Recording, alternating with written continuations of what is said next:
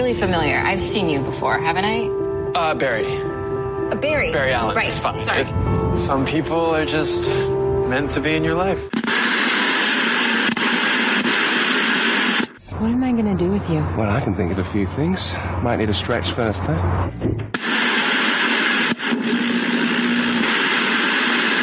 You told me the dead don't want anything.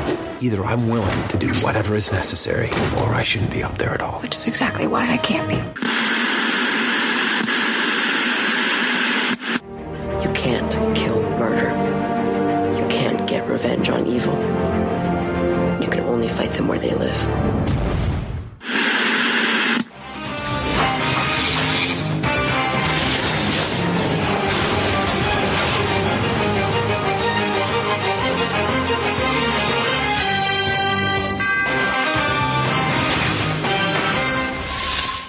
X-Men. Hey, everybody. I just read an article that said, hi, everyone. This is a Fandom Zone. I just read an article that said that adults should not be wistful about the animated X-Men series because it isn't all that. And I was like, what? Well, it is kind of cheesy. Yeah, well, still. I have the DVDs, so I can... Does it not hold up? Some of... Not really. It doesn't hold up. Okay. It's kind of like that first season of Batman the Animated Series where the animation isn't quite as good. Mm-hmm. Yeah, it's like that. Okay. Yeah. Things are kind of blocky. Yeah. Like that first season of South Park. I like the first season of South Park for that reason because it was construction paper. Right, it really was. It was. So I kind of like that. I just love the low budget, the lo-fi. Right. The low budget. It is seriously lo-fi. And so, What is this bizarre segue that's happening right now? So who we got there? We got an angel. Weeping Angel. Don't blink. Don't blink. That's scary looking. Is that new? No, it's old. Oh, okay. It's old. I just thought I'd tried it out. Yeah, because it's Doctor Who today.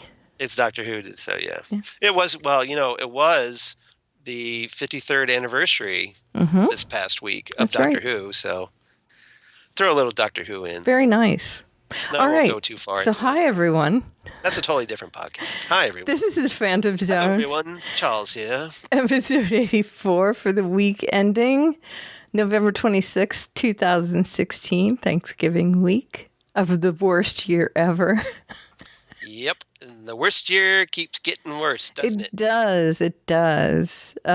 Apparently, we decided that we would sick the 2016 gods on Cuba because we lost Fidel Castro yesterday. So that's a win, right? That's a win. But we had one in the loss column today where Ron Glass, alas, from Firefly has passed away as well. Barney Miller, Firefly, many other things. So yes. Very sad. So not sad about Fidel. Apparently he was also on an episode of Voyager, I believe. I'm sure he was. Yeah, Star Trek Voyager. Mm-hmm. But yeah, it was kind of a blow. Obviously, we just learned here a couple hours ago that Ron Glass had passed. Mm-hmm. And as a Firefly fan, I was obviously very bummed. But yeah, me too. We kind of understood because that if anybody in the cast, the main cast, was going to go first, it would probably be Ron Glass. Right. So, right. But doesn't mean it make it any easier. No, it doesn't at all. Read all the tweets by like Nathan Fillion and yeah. So it's just another shout out to Shepherd Book. That's right. Rest in peace. Just another way that 2016 is the worst. Can we do this year be over before it kills again? I don't think it will. I mean, I think it will kill we still again. We still have one more month. A whole another month. Yep. And a few days. We lost, Mom Brady. I know Florence Henderson died. Was just a few days ago too. This sucks. It really sucks. So let's talk about comic book shows. So somebody just give Mel Brooks a call. Make sure. Oh my still God! okay. Don't even say that. I'm just saying. I know, right? There are celebrities that I worry about. I know, me too. And Mel is one of those celebrities I Yeah, worry about. me I was too. like, don't take Mel. Don't take him. Yeah. Not ready yet. Oh, we lost Gene Wilder this year too, Yeah, which we've is lost the so many worst. people. Prince, David Bowie. Yeah, so it's yeah. So 2016 can eat a bag of dicks. Yes. A huge bag of dicks. To put it succinctly. Yeah. All right, let's get moving. Phrasing. Yeah, all right. So enough of the maudlin. Let's try and. But we raise did it want to spirit. say a little something for Ron Glass. Yeah, we did want to acknowledge that. Yeah. So Okay, so episode 84 of the Fandom Zone, and we're going to be talking about The Walking Dead, the 5th episode of season 7, Supergirl, the 7th episode of season 2, Gotham, the 10th episode of season 3, Lucifer, the 9th episode of season 2, The Flash, the 7th episode of season 3, and Luke Cage, the 8th episode of season 1. wait a minute. That means we only have 6 shows this week. That's right, only Only 6 only shows. 6 shows. So maybe we can get this under 3 hours. Yeah, let's hope so. And hopefully just 1 episode as opposed to splitting That's right. it up into 2. Let's try. All right, let's give it a shot. All right, so let's start with Walking Dead, season 7, episode 5, Go Getters. Go Getters, written by Channing Powell, directed by Darnell Martin. Darnell has worked on Grimm and Life on Mars. She has. The U.S. version, I'm guessing. Yes. Okay. And Channing Powell has worked extensively on White Collar. I found out. So my A story is WWJD. Okay. What would Jesus do? Obviously. Right. B story is ... But Kung Fu Jesus. Sorry. It's okay. B story is ... But I know what I like. If you know the phrase. As in. I may not know art, I may not know art, but I know what I like. Yes. And the C story is Bros Before Hoes. And that is, of course, Coral and Enid. Coral. Right. He decides he's going to go after his bro instead of staying with his hoe. Okay, so. Well, he kind of does both. Because he goes after Enid. Well, actually, he's going off on his own and then kind of comes across Enid. They walk together. Yes. So I don't know. Roller skate together. I know, wasn't that cute? It was like the scene in Butch Cassidy and the Sundance Kid with the bike. That's what I equated to a little bit. Okay. Raindrops keep falling on my head.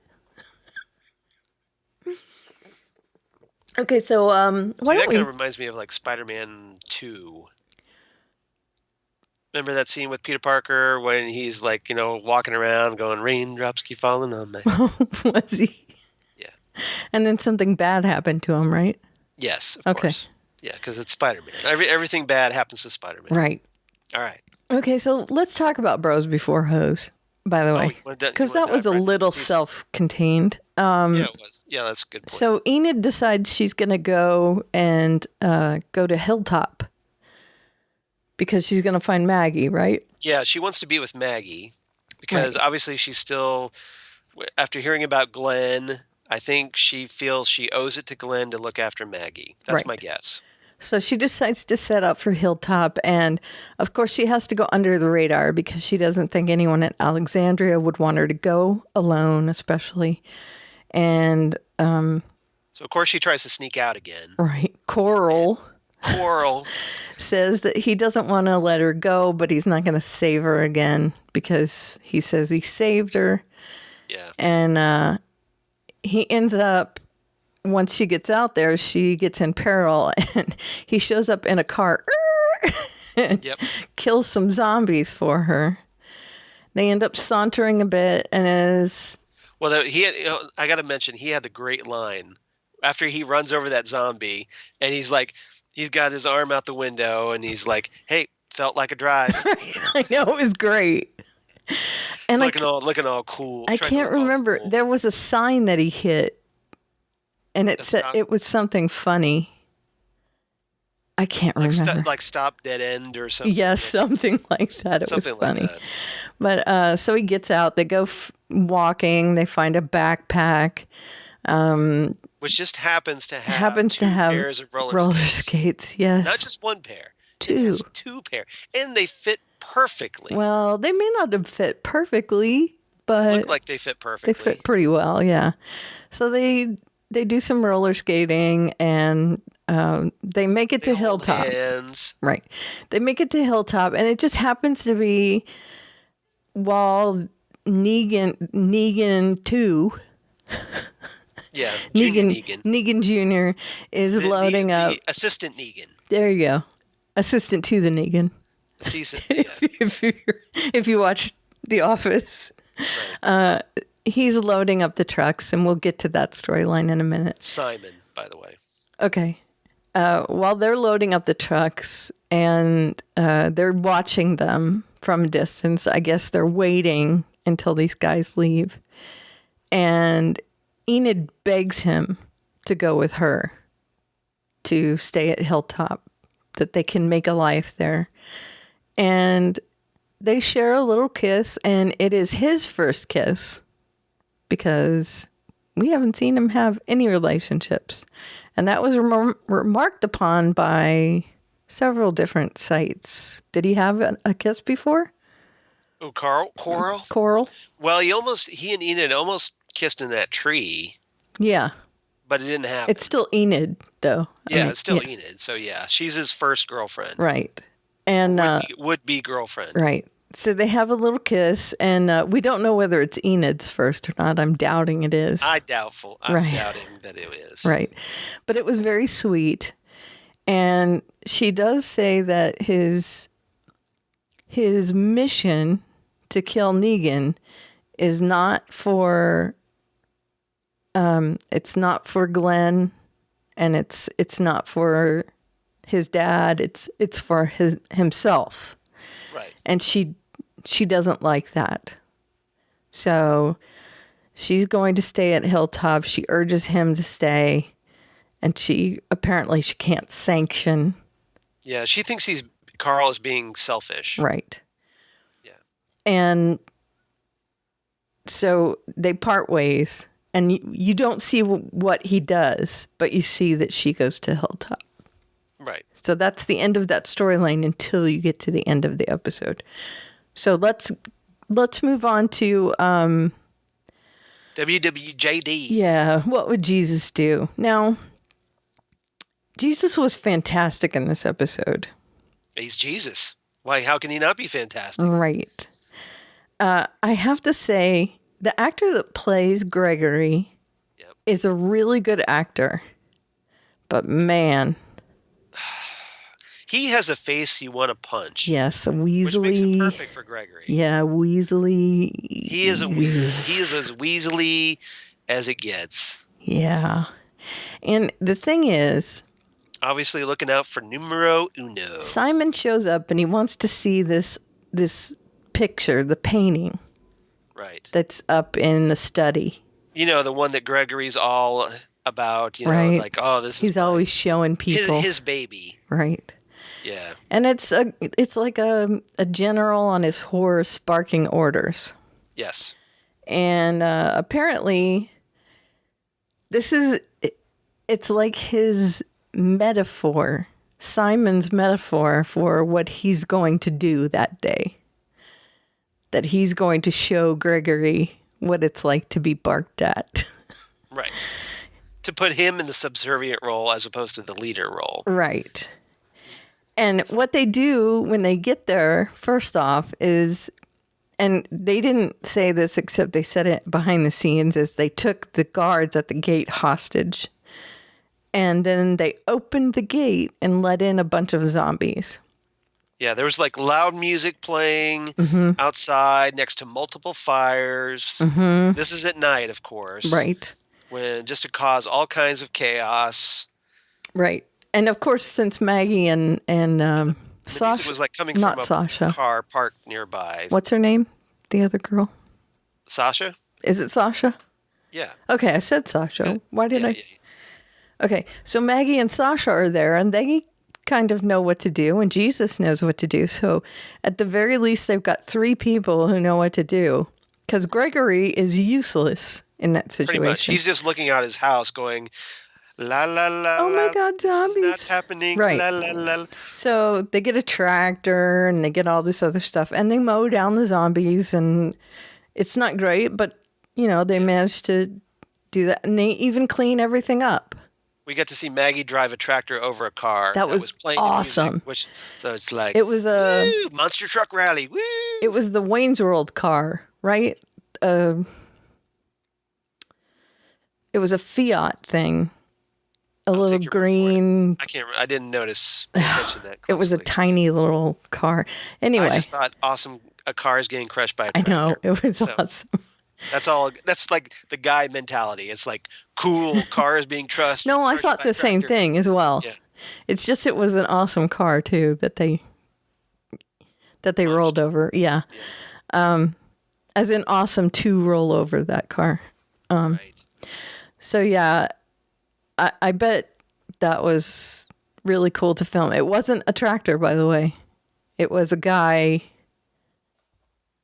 literally a guy holding a bar with 2 big, like foam wheels rolling. I saw the picture of it. The making of. Yeah, and I was like, oh man, that sucks. I would have liked to see a real tractor.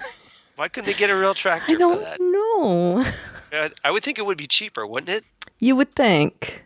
I would think. You would think. But they didn't. Maybe they figured, well, at least we don't have to pay insurance this way. Maybe. Safety insurance. Yeah. And well, I think stuck that guy. was actually to do over the zombies, the walkers. Right. So the people playing the walkers could just lay down in front of. Or maybe they thought it would be safer for camera angles. Maybe. I don't know why, but it was funny to watch, and I was like, oh man, that stinks. Okay, so they do that, they clean up, and Simon is in awe, not in awe in a, oh, you're awesome sort of way, but in awe that his plan went awry to make them scramble. He sees that his whole deal was he was going to come in and be like, well, we provide this service for you. We'll take care of all this. We'll clean this up for right, you. but it's already done. Right. So now he's got to find a different tack. Yes. And his tack is to just completely humiliate Gregory. And to be Negan. Yes. For Gregory. He's the Negan wannabe. He's Deputy Negan. Now, as far he tells Gregory flat out, as far as you're concerned, I'm Negan. Right. Now, if Negan knew this, what do you think he would do? It's a good question. I think he would be mad that he said that. Probably. Yeah. Probably. Because I think he would want Simon to just be his emissary. I don't think he would like he probably someone. Doesn't want Simon being too independent. Yeah. Yeah. He would say, look, I'm Negan's eyes and ears here. Period. Maybe that will play in something later. Maybe. Down the road. So a lot of stuff happens, and he and Gregory talk, and he ends up, oh, okay, go out, take half of everything. Oh, grab the painting, which I think was an interesting little side note. Make sure you grab the painting.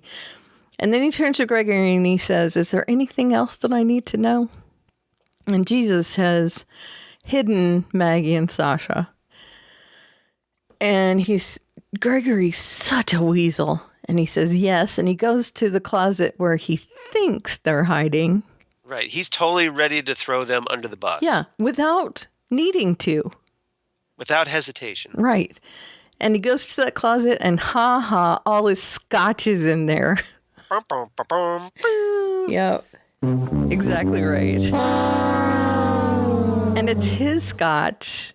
His scotch. Right. His personal stash. Right. That he didn't want to lose. And Simon, of course, he's like, oh, I hate that stuff. It tastes like dirt and cigars or something like that. Yeah, he prefers gin, apparently. Right. And he says, but Negan will like it.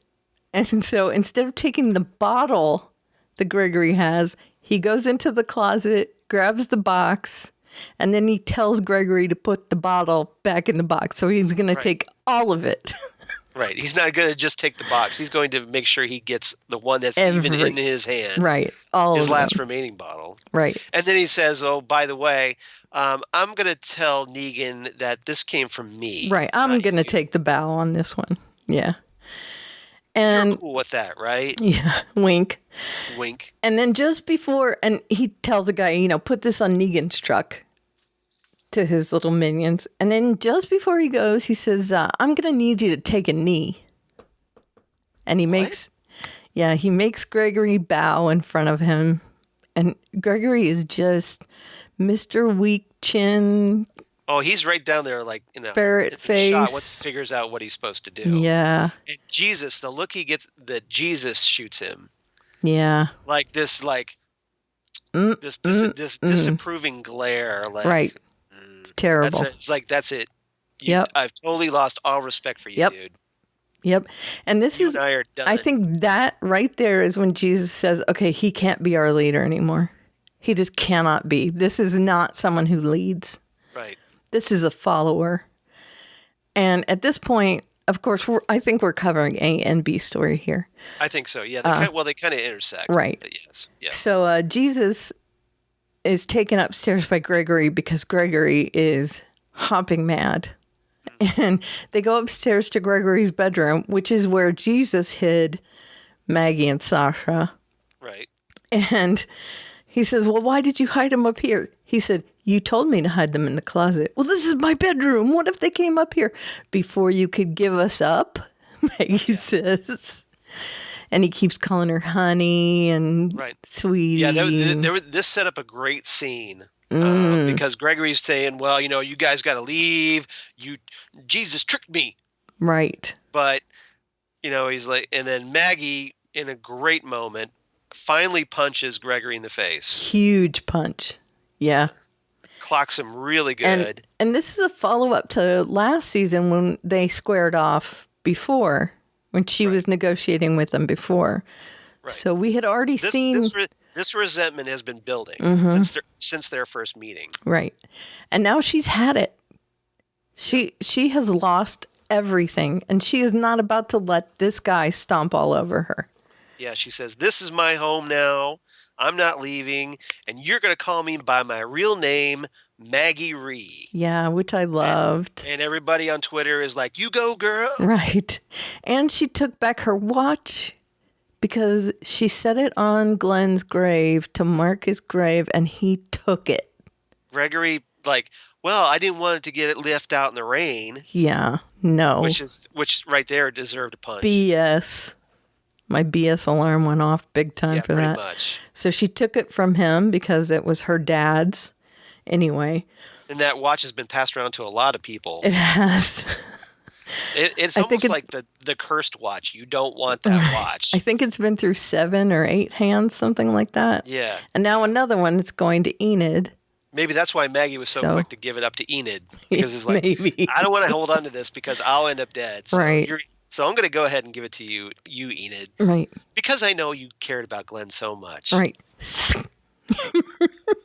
Sucker. Well, I don't think she's going to die. But who knows? Who knows? It's Walking Dead. That's true. It can be anyone. Everyone is fair game. That's what makes the show so good. Right now, Gregory might be a figurehead, but otherwise, Maggie's pretty much in charge. Maggie and Sasha. Sasha says to Jesus at this point, can you find out where Negan lives? And she's sharpening her knife on that little whetstone. And don't tell Maggie. Right. And that's important because Sasha doesn't want Maggie to find out that she's going after Negan. Right. And then this is where the two storylines converge. Jesus shows up on the back of the truck and he's pouring out all of the scotch, which I just loved that. I think that's kind of a waste. I would have just like, okay, I'm going to just throw this off the truck somewhere and hope that it doesn't break or whatever. And Well, it was great, though. I'm going to try and throw this in the bush. Because he just didn't want Negan to have it, period. And Right. it was symbolic, of course. Maybe he's going to wait for like Simon to say, hey, Negan, did you get that scotch I sent you? What scotch? Right. So he's back there and he hears someone say, hey. And he turns around and it's Coral. Coral. And they just kind of look at each other and go, yeah, all right. We're riding in the back of the truck, bros. We're going to see Negan Bros. Yep. So Which I'm sure will go over so well. well. And Because if you read the comic, yeah, I know. you're expecting something not pleasant between Negan and Coral. Coral, yeah. Coral. Yeah. And something weird as well. Yes.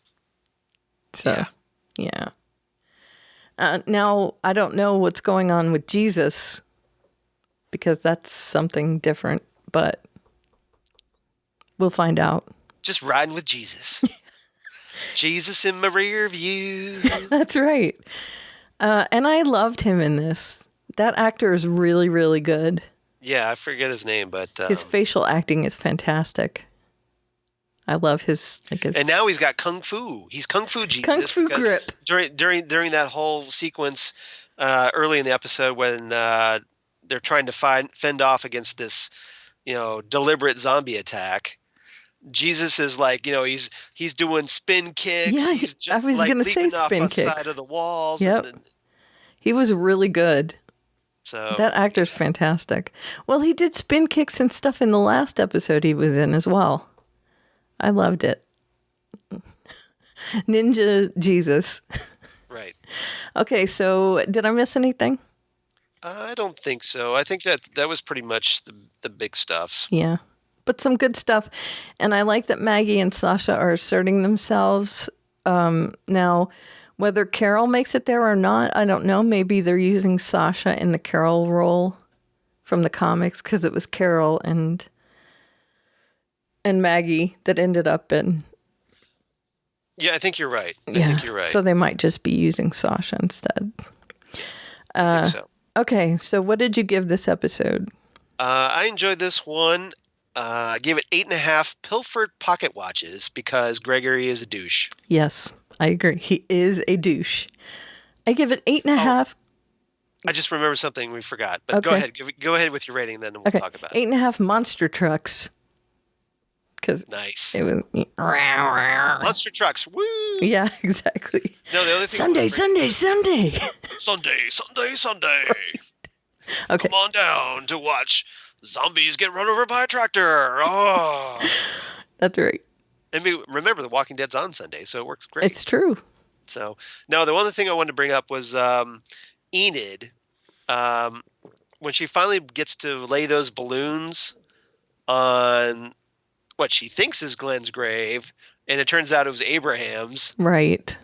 And it's like, no, idiot, you put it on the wrong grave. Yeah.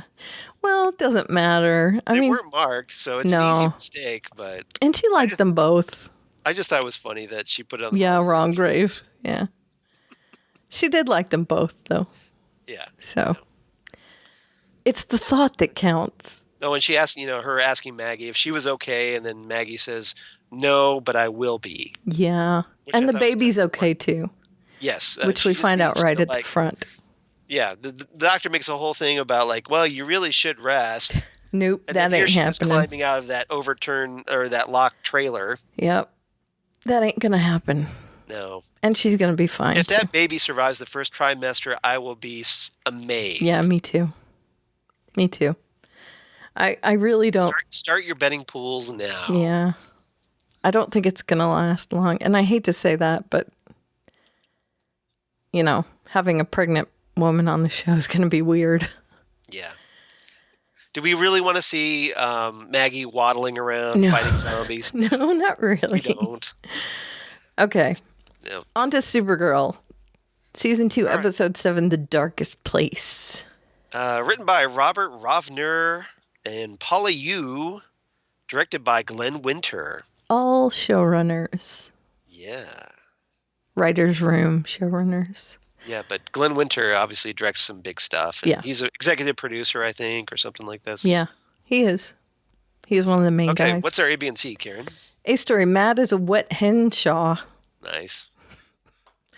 B story, Blood on Their Hands. That encompasses a lot of stories. Yeah. So I wrote them all out there. C story, and I have two here.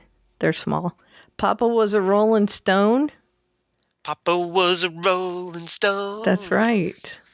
Wherever he laid his hat was his home. And when he died. All he left me was alone. That's Very it. Nice. Nice assist. Okay. And CW want to date her Nice.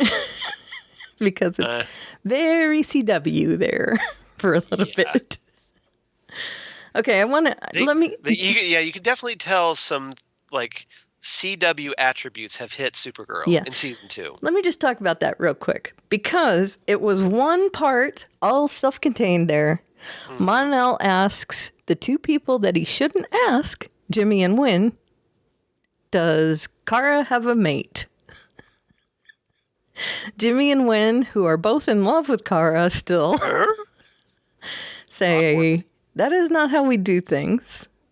And Mon-El says, oh, okay.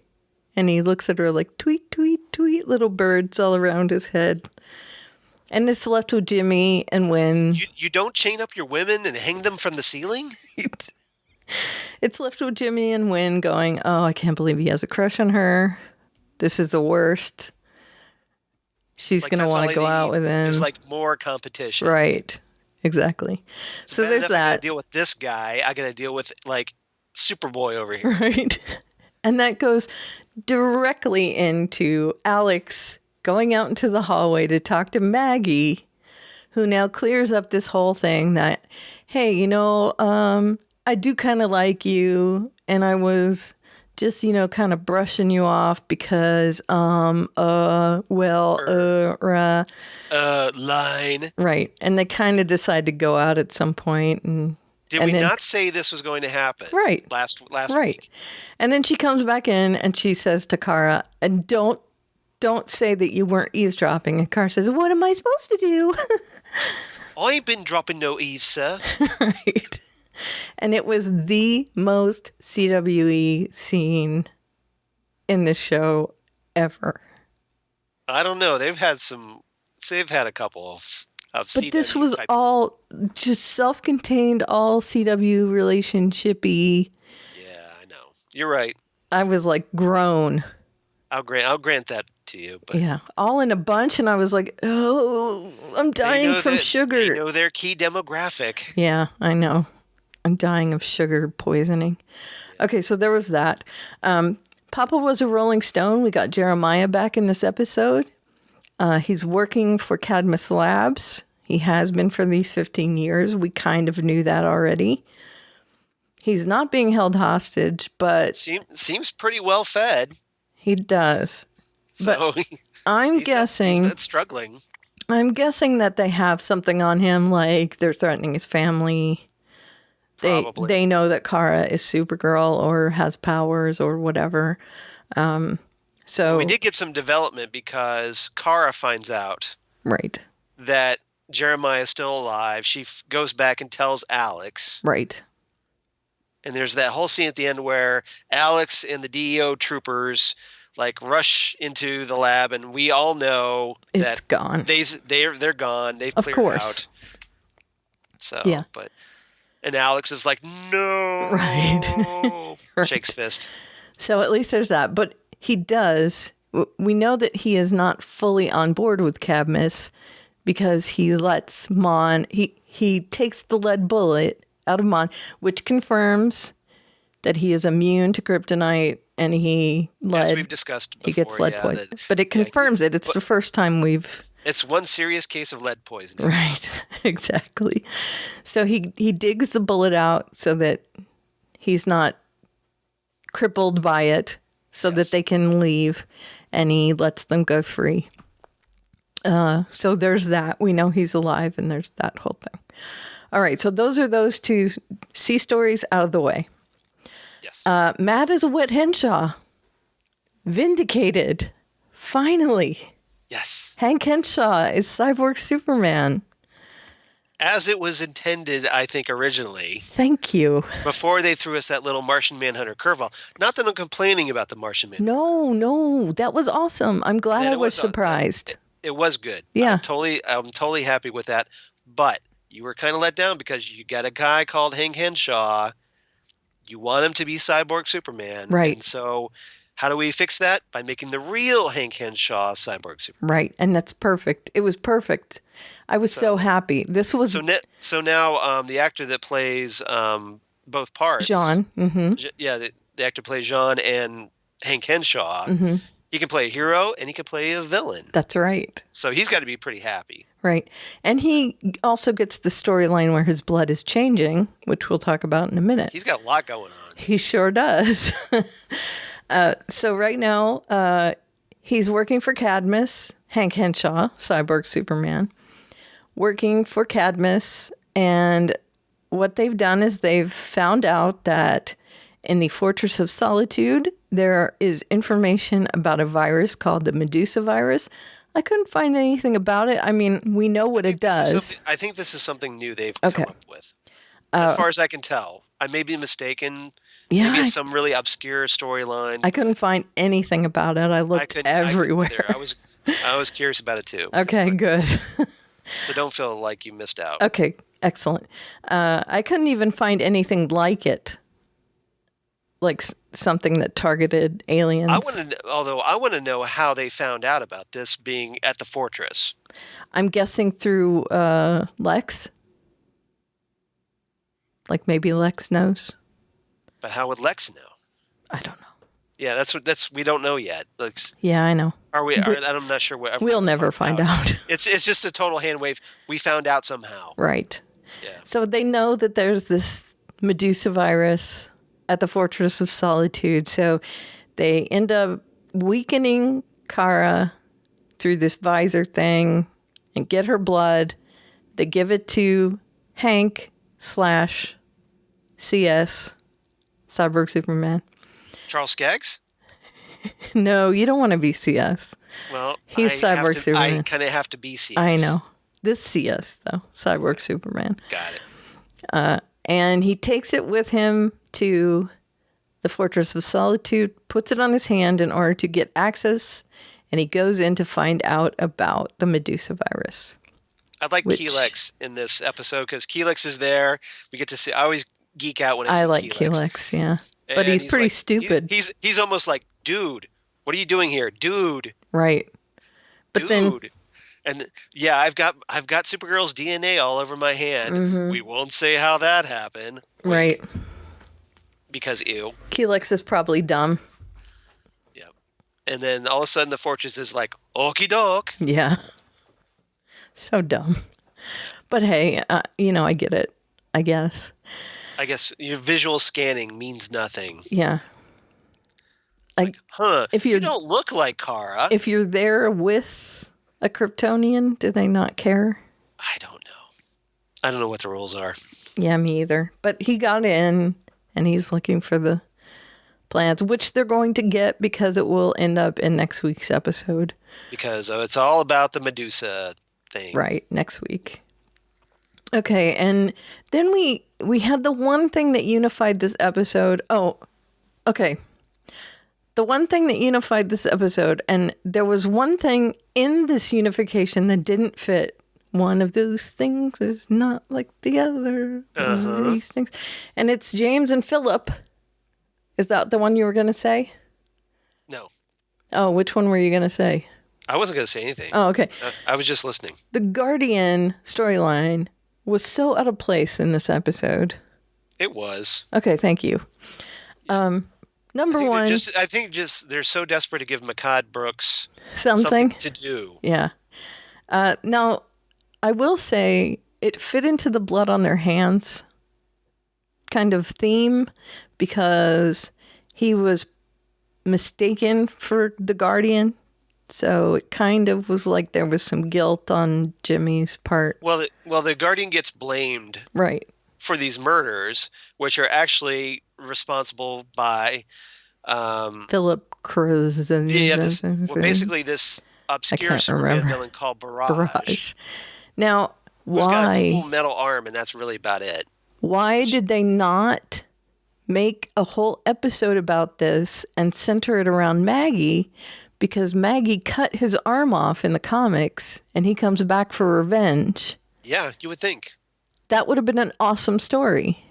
No, we don't get to do that. No, it's just some side weird Then we'd have to give storyline credit. that doesn't fit into the episode at all. It's shoehorned. Yes. The whole thing with Jimmy is shoehorned in, and I'm thinking they're trying to build up because Jimmy Olsen in the comics is involved with Cadmus Right.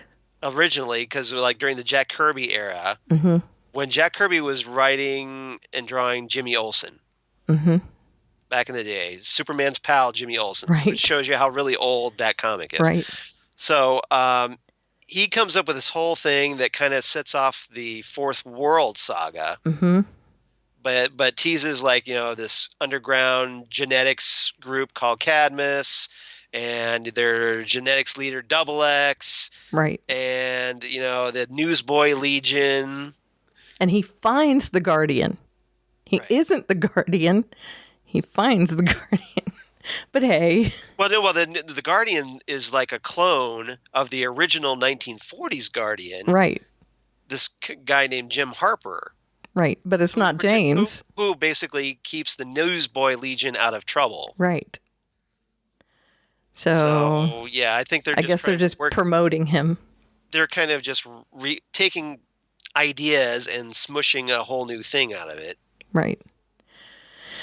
Yeah, so there's that. And I felt like that was really out of place in this, but I give it a little props for kind of fitting into that blood on their hands storyline. Kind of. But we did have McGonagall. And the cops are blaming Jimmy, Right. his guardian. Right. So, but he gets cleared. Because of Maggie Alex. and Maggie lets him go. Right. So, yeah. Because of Alex, who has Because of Alex. absolutely no loyalty to him, but still tells the cops to lay off. Well, she tells Maggie to lay off. Right. Instead of telling James to lay off, which she absolutely should have done. But that's a whole nother cause some story. friction with Maggie and Alex, because Maggie should be going, okay, so how do you know Guardian Right. again? Right.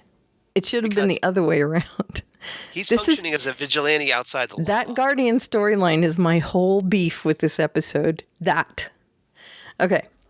So McGonagall and Jean, they have a bit of a beef with each other in this episode because at the end of the last episode, Jean started to tremble from the blood. Well, McGonagall doesn't have a beef. They do in a minute. But Jean has a beef with her, but Right. I don't think she has a beef with him. No, not really. Except for when he starts pummeling her and then, That's self-defense. yeah. Yeah. So he gets mad because he finds out that she's a white Martian. And then she tells him, right, she tells him that, yeah, she saved his life, but white Martian blood will change you into a white Martian. Don't. Right. Sorry, I just turned you into a white Martian while you're unconscious. Right. But My bad. she didn't feel like she had a choice. So there's I was that. trying to save your life, so Yeah. have fun being a white Martian, John. Yeah. And now the last would be Mon-El and Kara, who had been put behind bars at Cadmus. They had a chat, and Kara is trying to reassure Mon-El that he shouldn't have died, that, Mon-El is kind of lamenting the fact that, I got you in trouble, you had to come save me, and you ended up here behind the cell, and I'm just more trouble than I'm worth. And Kara says, no, stop it. And he comes very close. Hush you. Right. Kara says, that prince saved you for a reason. And Mon-El says, there's something I should tell, until Jeremiah pops in. And whose theory was it that we're proving?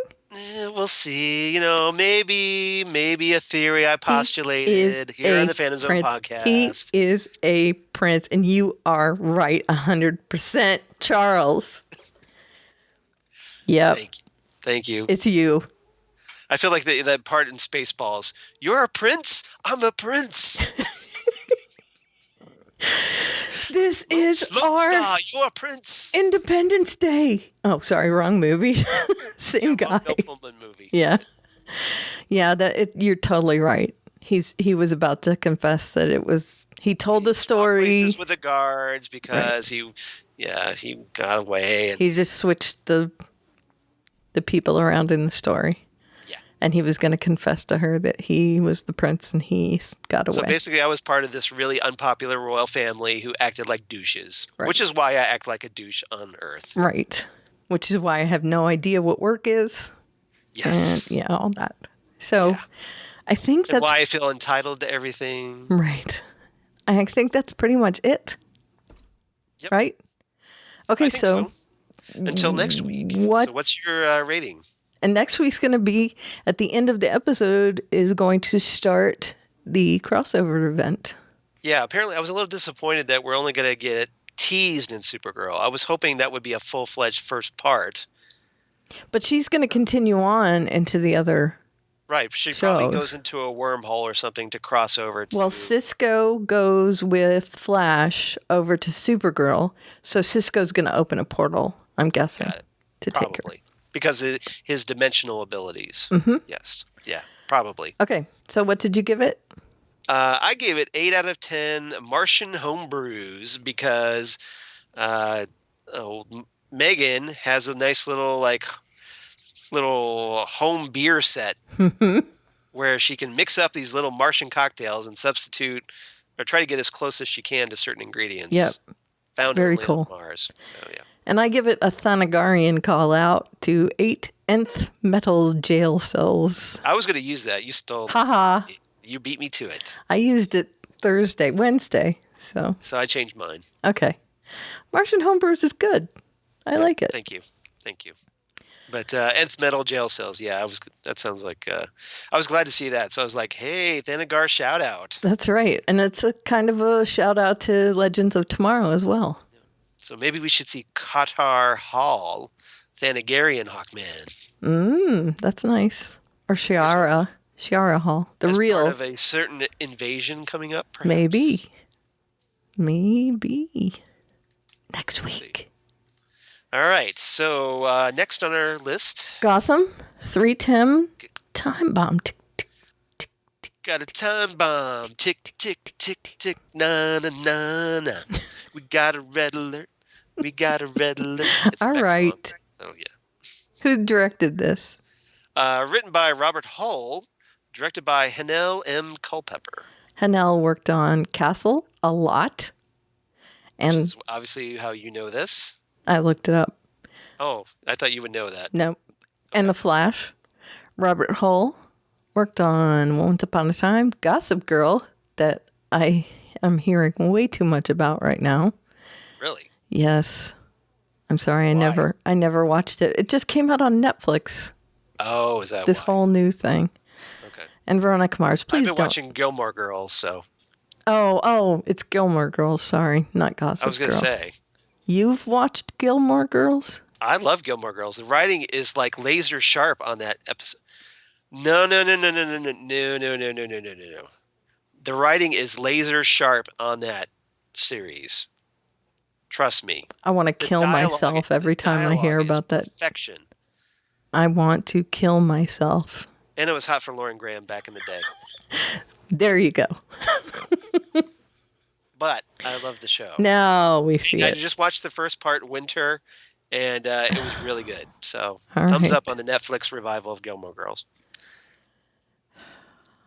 There have- have to be some people out there that support me on this. I'm sure there are. I'm sure there are Support me. plenty because according to my Twitter timeline, there are plenty of people that support you.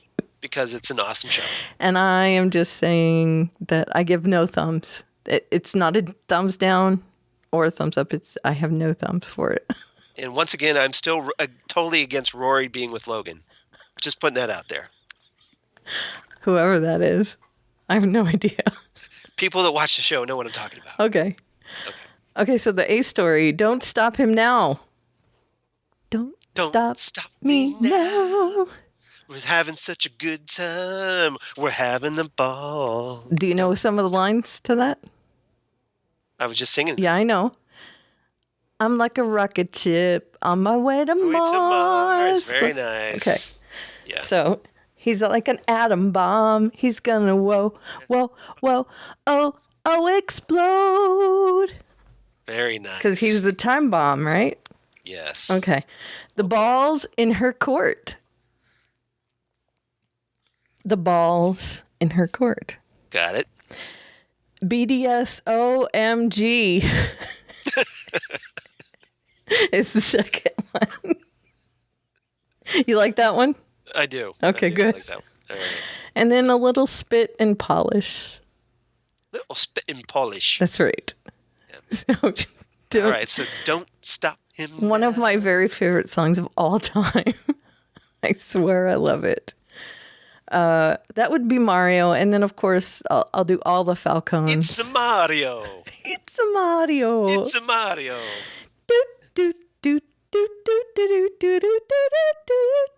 That's kind of frightening that you can do the Super Mario theme music. Really?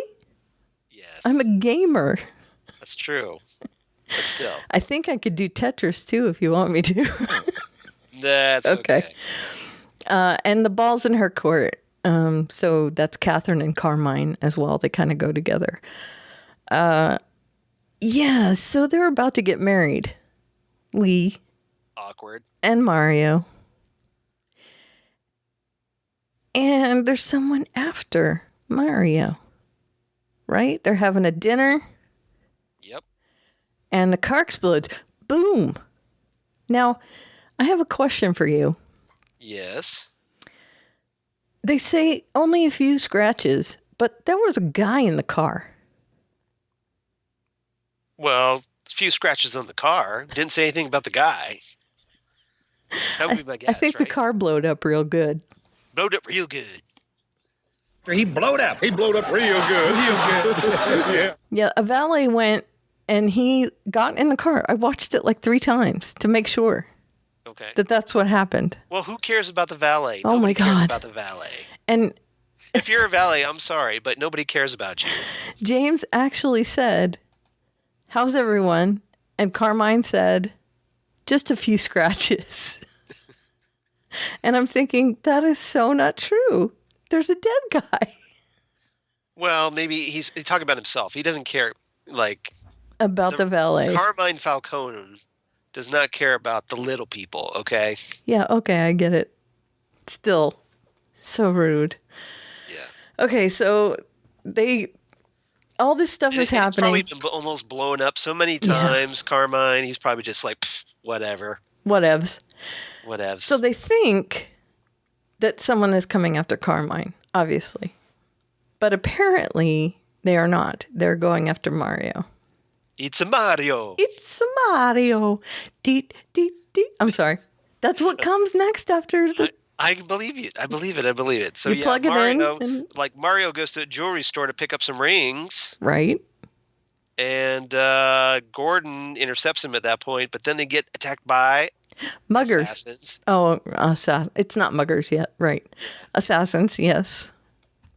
And Mario like uses some like he is Super Mario because he gets pumps up and like has this super strength, yeah. which makes you go, Yeah, he does like a roll.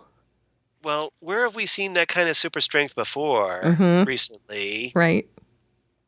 Like It's Captain. the Bonds. So is it clobbering time for Yeah. Mario? Well, we'll see, right? And Jim shoots them until they get away. Right. And of course, James advises him to lay low. And Mario thinks that it's because he doesn't want him to marry Lee. But, there's this whole thing. And Right. Because, no, the fact that, these guys almost tried to kill you. Right. Is any of this piercing the void? Right. Now, one of the funniest parts of this episode is right here, where James is talking to Harvey. Mario's standing nearby, and he says to Harvey, "Keep an eye on him." And Harvey goes like this and looks at him, turns his head immediately. And James goes, "Well, don't look at him." He goes, "You told me to keep an eye on him." That's a great exchange. You're right. I know. I love that. I forgot about that exchange. I love that too. And Donald Logue totally sells that. Oh, he's scene. fantastic. And as he walks away, also, he swivels his head to keep his eye on Mario the whole way. But it's so low key that you don't really notice it. There's also an interchange between the two of them where, because Harvey has taken back the captain's seat now that Barnes is out of commission. He's acting captain. Right. Because, of course, James isn't going to take over. He just came back. Right. Although he'll probably get it eventually. I'm assuming. James is kind of giving him crap about it. He says, well, what about Tuttle? Can't he take over? I can't let any of these meatheads take over. Right. And he says, Tuttle shot a cat last week. And James goes, on purpose? And Harvey says, does it matter? And I'm dying the whole time. That was good. It's so fantastic. I love it. So yeah, the whole hijinks between the two of them is so great. I love Harvey so much. Just Donald Logue is one of my favorite actors of all times. Of all times. Really? Yes, so great. That's funny. Well, he reminds me of my husband too. So there's that. I could see that. Yeah. He does look vaguely Shawnish. He does, doesn't he? He does. Schlubby with a beard. Yeah. He does. Okay, so so you're gonna like buy him one of those like old timey hats no, to put like he wouldn't wear it. dress up like Bullock for me. Oh my God, no. Little cosplay. Absolutely. Oh, if we went to Like a Halloween convention or something, yeah. Yeah, definitely. There you go. So there you go. Sure. He could go as Harvey Bullock. Yeah. That'd be a good. Who would I cosplay. go as? Harvey Bullock. Kristen Kringle. No. I don't know. We'll have to figure that out. Catherine. Not Catherine, please. Sure. Wear an owl mask. Stop She's it. glamorous. All right. So anyway, Should we talk about Catherine now that we brought her up? No, we're still talking about Mario. It's Mario. Do. Stop saying it's Mario because that song comes right after that. Well, you don't have to do the song. I do. So stop saying it. It's ingrained in me from playing that stupid game over and over again. So now I understand. If I just want you to make that song, do that song, I'll just say it's a Mario. Do do do do do do do do do do do do. Filing information away for future reference. Dwing, Saved. dwing. I'm getting the little coins. I'm just You're adorable. Thank you. Bling, bling, bling. Boop, boop. That's me jumping. Boop. All right, I'm hitting quit. Darn it. Alt F4. That's not fair. All right. Sorry. What is this bizarre segue that's happening right now? I'm playing it for me. It's gamer comedy coming at you. Come on. People know all that, right? I know. Well, Super Mario's common enough. They should know. They should know. It's pretty mainstream. Man, I played that so much. I'm kind of debating about whether I want to get the new Mario game for the iPad. Yeah? Yeah. Mm-hmm. I don't know if won't. it's going to be any good or not, but I'm sure it'll come. Is it it's gonna? tempting. Is it gonna come out for Android too? I don't know. I just know it's going to be on the iPad, so I was just kind of like, cool, because then I could use my iPad, which is bigger than my phone. Right. So. Yeah, because I have both. Tempting. I have an Android and a Fire. All right. Let's move on. What is this bizarre segue that's Shut happening? up, you. We're getting to it. All right. Anyway, so Mario. We need that part of Monty Python the Holy Grail where that group of like extras say, "Get on with it." Yeah. I agree. You know the one I'm talking. You know the part I'm talking about. Yes. I do. All right. Let's. Isn't it where there's like a talk show going on or something? Kinda. Yeah. Yeah. It's like you had that old timey documentary guy that goes, defeat at the castle was a certain for King Arthur, and then they cut away to the group of extras going, get on with it. Right. I'll have to find that. I bet I could. I'm sure you could. So we'll have to do two now. So we'll have Blaine and Get On With It. Although I cannot get rid of Blaine. That's our thing. No. I'm just you don't want to get rid of Blaine. But if we got rid of Blaine, we'd probably lose half our audience. Yeah, I know. We would, right? So they'd hate us forever. Relax, everybody. We're not getting rid of Blaine. No. All right. So anyway, so we're talking about Mario.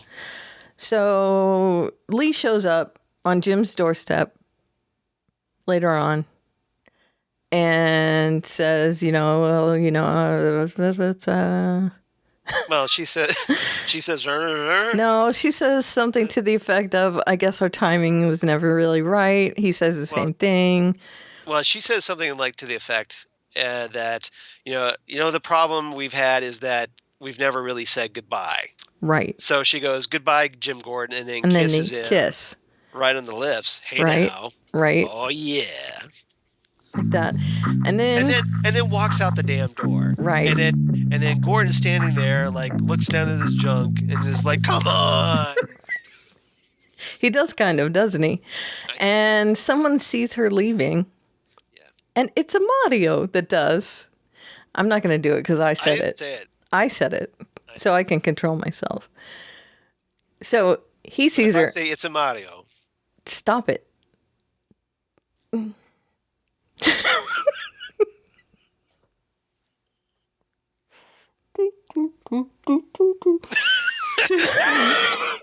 you humming that? I was, yes. So Mario watches her leave, and some muggers come up, and that's when he tick, tick, tick booms, and he attacks them. And he's saying, instead of this guilty, guilty, guilty that Barnes was saying, he says, she loves me, she loves me, she loves me. And this is his thing, and because goes he's all nuts. crazy right. from the virus. Right, which was apparently from the Band-Aid he had on the back of his head. Oh, in the episode right. a couple of weeks ago. Mm-hmm. I was trying to figure out how he contracted the virus. So it's either that Tetch did it while he was knocked out, or he did it to himself. Yeah. Because he's a doctor.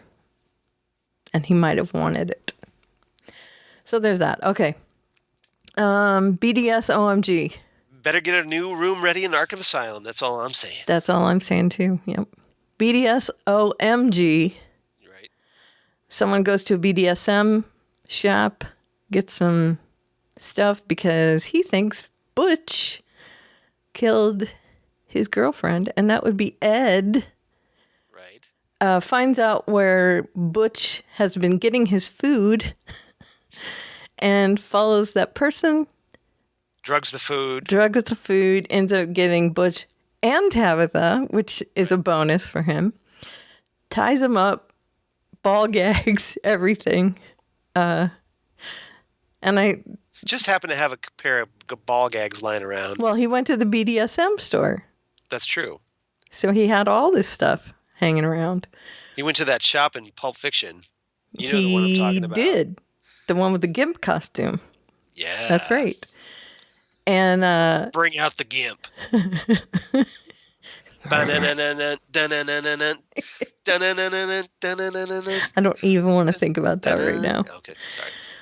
So he has them all there, and he's torturing them, and he talks to them about, oh, well, it was a bonus seeing Tabitha there, and he has a little electrode thing on Butch's head, and he shocks him, and Tabitha's not happy.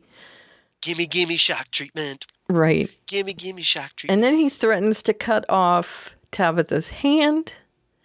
And you guys can be twinsies. Right. And I love that part. it's either Butch dies or Tabitha loses her hand.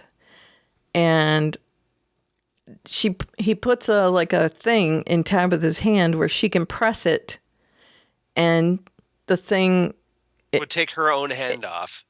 She has the option to take her own hand by not pressing the button. If she presses the button, it kills Butch. Right. And if she doesn't if she lets go of it, then it will her cost hand. her hand. But the decision is up to her. Right. Right. And then she kind of looks over at Butch. She's kind of like, well, She says, love isn't really for me. And Butch says, it's all right because... So you think she's going to press the button at that point. Right.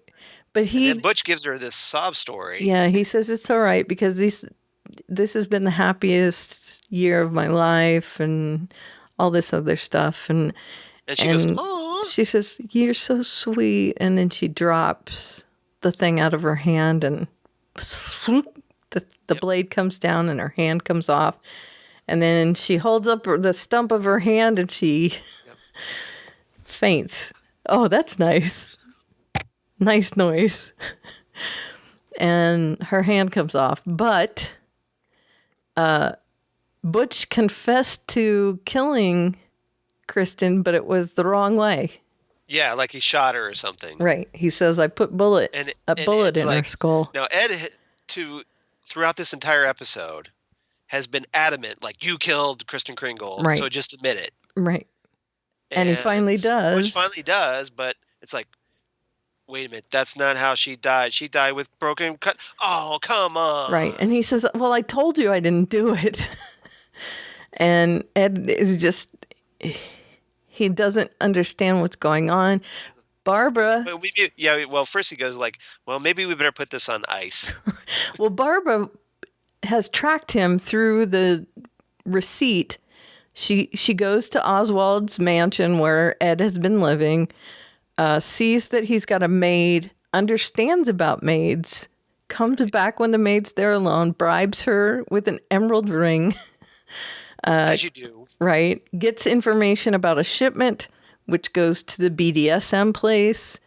She ties the guy up and puts him in a stock and whips him with a crop. Gets information from him about where it went. Yeah, there's that. Says she's going to come back and finish the job and leaves him in the stock. But I'm guessing she never went back. Record scratch. She finds out where Ed is, and she shows up just as Ed is like completely dazed by the fact that Butch didn't do this. And as he's walking out and she's walking in, he says, you might want to put that on ice. And so that's when Barbara shows up and she picks up the hand. She takes them both and gets them to the hospital. There's a funny exchange when they get to the hospital. Mm-hmm. They're just kind of like casually going through the halls. Right. You think there'd be a little more of a rush. Well, Barbara says she's tough. She'll make it. Yeah. So then like they go up to like a nurse's station or whatever and show them the bag and it's like this. Do something about this. Right. And the nurse's station is bustling about, right. Which is, that's what they're supposed to do. But then Butch and Babs are having a chat, and Babs is getting a little light bulb over her head where she's like, light bulb. Wait a minute. Who would do this? Who would kill Kristen? Who? Someone loves him other than Kristen. And this is on top of some previous information that she learned. Right. And Butch says, why would two girls like Ed? And she says, who said girls? Dun, dun, dun. Dun, dun, dun. Right. So there's that. And then we have a little spit and polish. And that is, of course, the key that Bruce found. They're all hanging out at the mansion. Kicking it. Right. Bruce is pouty. Selena. Pouty. Right. Broody and pouty. Selena wants to leave really bad. She always does. Alfred is puttering, cooking As he always breakfast, is. pointing. Everybody's in their natural state. And Ivy is in the solarium playing with plants, which she should not be allowed to do. They haven't quite tipped onto that. No, they haven't. But she wants to go as well. But she is actually doing something about it. Selena sees the key, and it's so funny because Bruce, who sees the key but is like doing research in books about it, Selena actually sees the key for the key. Right. And so she sees this old key and she tries to polish it up, which she does. She sees the owl. That kind of leads them to the owls. But by this time, Ivy has charmed Alfred with some sort of plant thing, which was kind of uncomfortable. Yeah, just like, why don't you smell this? Right. And he goes all weird on her, lets her out. She gets kidnapped. They end up going to this place, and it was not the Court of Owls, but the Whisper Gang. Which apparently is a rival of the Court of Owls. Right. And in the comics, they're bad guys, which I'm guessing they are here too, aligned with the Yakuza. But the and all that. of my enemy is my friend kind of thing. Right. But I'm guessing if they decide to go far, now Luca's brother has been killed by the Court of Owls, so he's going to want to go further than Bruce is going to want to go against them, yeah. So anyway, they decide to go in together on this thing, and because the Court of Owls has one key, Bruce has the other key, so they're going to try and go in and get the other key from the Court of Owls. So there's that. But the Court of Owls show up at the docks, and a couple of them get killed by Catherine's group, the ninja assassins. Well, you mean the Talons? Yeah. Yeah. Well, they haven't said that they're the Talons yet, but they are. If you read Batman comics, they and are. you know anything about the Court of Owls, They you got know the that masks and all that. One guy is a Talon. Right. And he shows up and he kills Volk. Right. And steals the key. Right. Yeah. So, he's got the black mask. yeah. He's the Talon, right? It's got it's like a Kato type owl mask. Yep. And I think that's it looks about like it. One of the crazy 88s from Kill Bill. It does. You are correct. Thank you. It looks like he should be wearing a striped suit. You keep waiting for Gogo Yubari to come out with her little yo-yo with the circular saw blades on it, going whoosh, whoosh, Yeah. whoosh, whoosh. You do kind of, don't you? Yeah. He's cool looking though.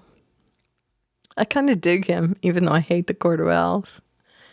He's very dashing. Dapper. Yeah. He's dapper. Okay, so what did you give this episode? I give this one 8 out of 10 severed hands. For obvious reasons. I gave it close to that, 8.5 tiny guillotines. It was a cute little guillotine. It was. All right, on to Lucifer 209 Homewrecker. You probably get it from the Gotham store on, WB store or something. Sure. Or Why yourself not? a little guillotine and chop your friend's hand off. Sure, put it under the Christmas tree. Yep. Just in time for Christmas.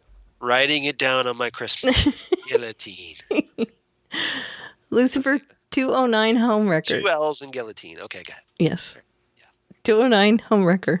Homewrecker, written by Mike Costa, directed by Greg Beeman. Mike Costa, whose only other credit was Roseanne, which I found interesting. That is interesting. Roseanne and the Roseanne Show. But you remember Joss Whedon wrote on Roseanne Mm-hmm, I do. back in the day. Yep. And Greg Beeman has directed Timeless, Smallville, and Heroes. So there's that. Interesting. He directed the Watergate tape of Timeless, which was just 2 episodes ago. Okay. About the Watergate tape. Excellent. Mm-hmm. All right, so what's our A, B, and C, Karen? Homeless at Home is the A story. Got it. B story, Mom's Munitions Machinations. Very nice. I love the alliteration there. Do you? Okay, good. Volunteering as tribute versus avoiding like the plague. I thought I'd go a little dystopian there for the last Very one. nice. All right, so Homeless at Home. Yeah, that's Lucifer, obviously. He, because of the murder that happened, Yeah. the person owned Lux. Yeah. We get the murder of the week case is a wealthy real estate mogul who owned the entire block that, surprise, includes Lux. Right. It went to his son. His son wants to liquidate everything. Right. And this is after everybody thinks that Lucifer's mom is behind it. Right. With her law firm. Right. But guess what? She's it's not. her. But she is okay with capitalizing on it. Right. She's willing to make the most of that. Yeah. Sure. Exactly. Sure. Right. And when she finds out that it might not be torn down, she decides to take things in her own hands and hire someone to blow it up. Blow it up real good. And that's pretty important. Yeah. Well, she only reason she does it, she wants to find out about how you blow up something real good. Right. Well, she was going to do it except for the party. Right. She was going to have him. Lucifer, he stages this protest party. Right. Like a sit-in. Yeah, almost like, yeah. So so she can't have the guy place the charges that night because Charlotte Lucifer's shows up. She's there. like, I'm here to blow up the building. Mm-hmm. And Amenadiel kind of gives her the side eye going, really? Right. You're here to blow up the building. Right. Yeah. And this is after the son has realized that he can't liquidate everything because a sale that his father had been blocking, now that his father has died, it couldn't be blocked anymore. So this other developer, this woman, now has purchased this whole block, all this property. And they had a horrible feud. And she wants to, when Lucifer does his little "what do you desire" trick on her, she says, I want to own everything that he had and destroy it. So she wants to level the whole thing and put in a mini mall or a maxi mall or something like that. Right.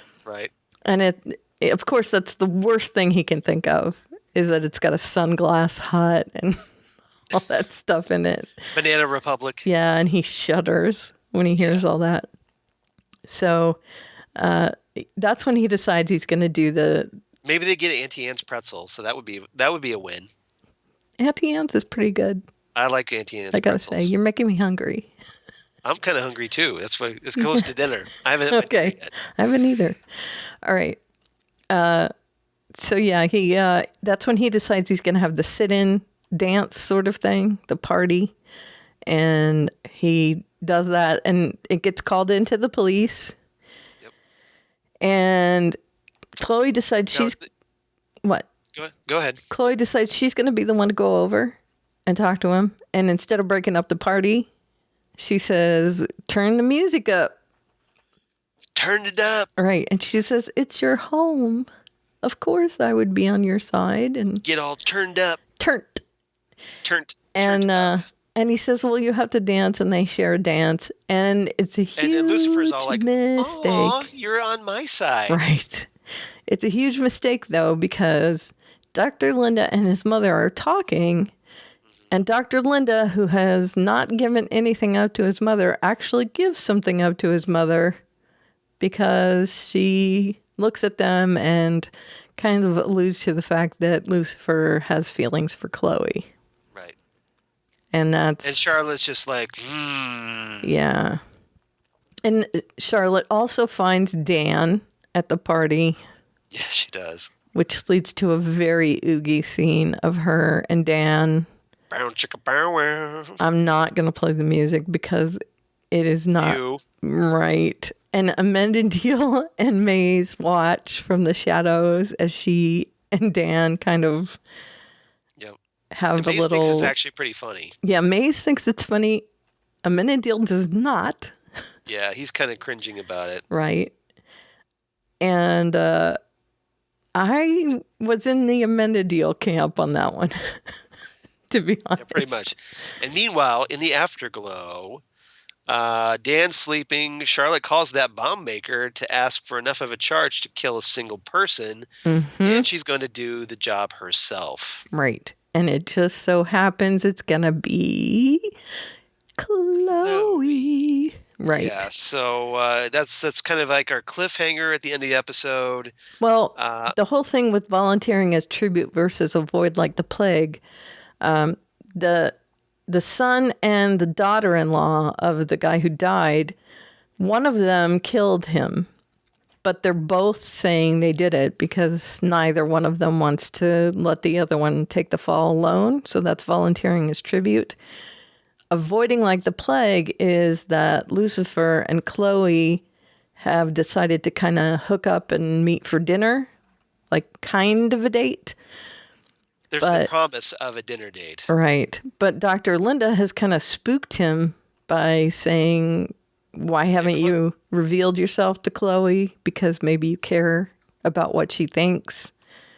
And so You show me your true face. Why don't you show that to Chloe? Right. And he is really terrified by that. So he stiffs her. Right. And when she goes out to her car, dun dun dun, dun, dun, dun might detonator. Be right. Yep. So that's it. Yeah, cliffhanger. Right. All right. And I liked it. I like this one too. What was your rating, Karen? I give it 8 hard hats because of all the workmen. Quite a bit. A lot of great moments. And I give this one 8.5 bomb detonators for obvious reasons. I'm really loving Lucifer this season. It's really good. I'm glad that Dr. Linda isn't totally rolling over for Charlotte. Yeah, me either. I'm not going to tell you anything that happened to She seems like pretty suspicious of her. Yeah. And I'm guessing that will play off. But she shouldn't have even looked at them funny in front of her, you know? No, but she did. Some things she's going to figure out. I know. Okay. She's crafty, that Charlotte. Charlotte. Yeah. The Flash, 307, Killer Frost. The Flash, Killer Frost. Yes. Is there a Killer Frost? That's Captain Cold. Directed by Kevin Smith, duh. If you don't know who he is by now, get out. Yeah, some Kevin Smith guy. Yeah, story by Andrew Kreisberg and Brooke Roberts, teleplay. Judalina Nera? Judalina Nera? That's the story, but I'm sorry. Judalina. Okay. That's okay. That's why I did teleplay. Teleplay by Andrew Kreisberg and Brooke Roberts. Right. And they're all people that have worked on the show before. Yeah. Even Kevin Smith. Right. Okay, so A story, truth and consequences. B story, sometimes father doesn't know best. Right. And C story, alchemy so disappoint. Well, okay. So truth and consequences. Yes, the truth got outed in this episode about what Barry had done, and some consequences came out of it.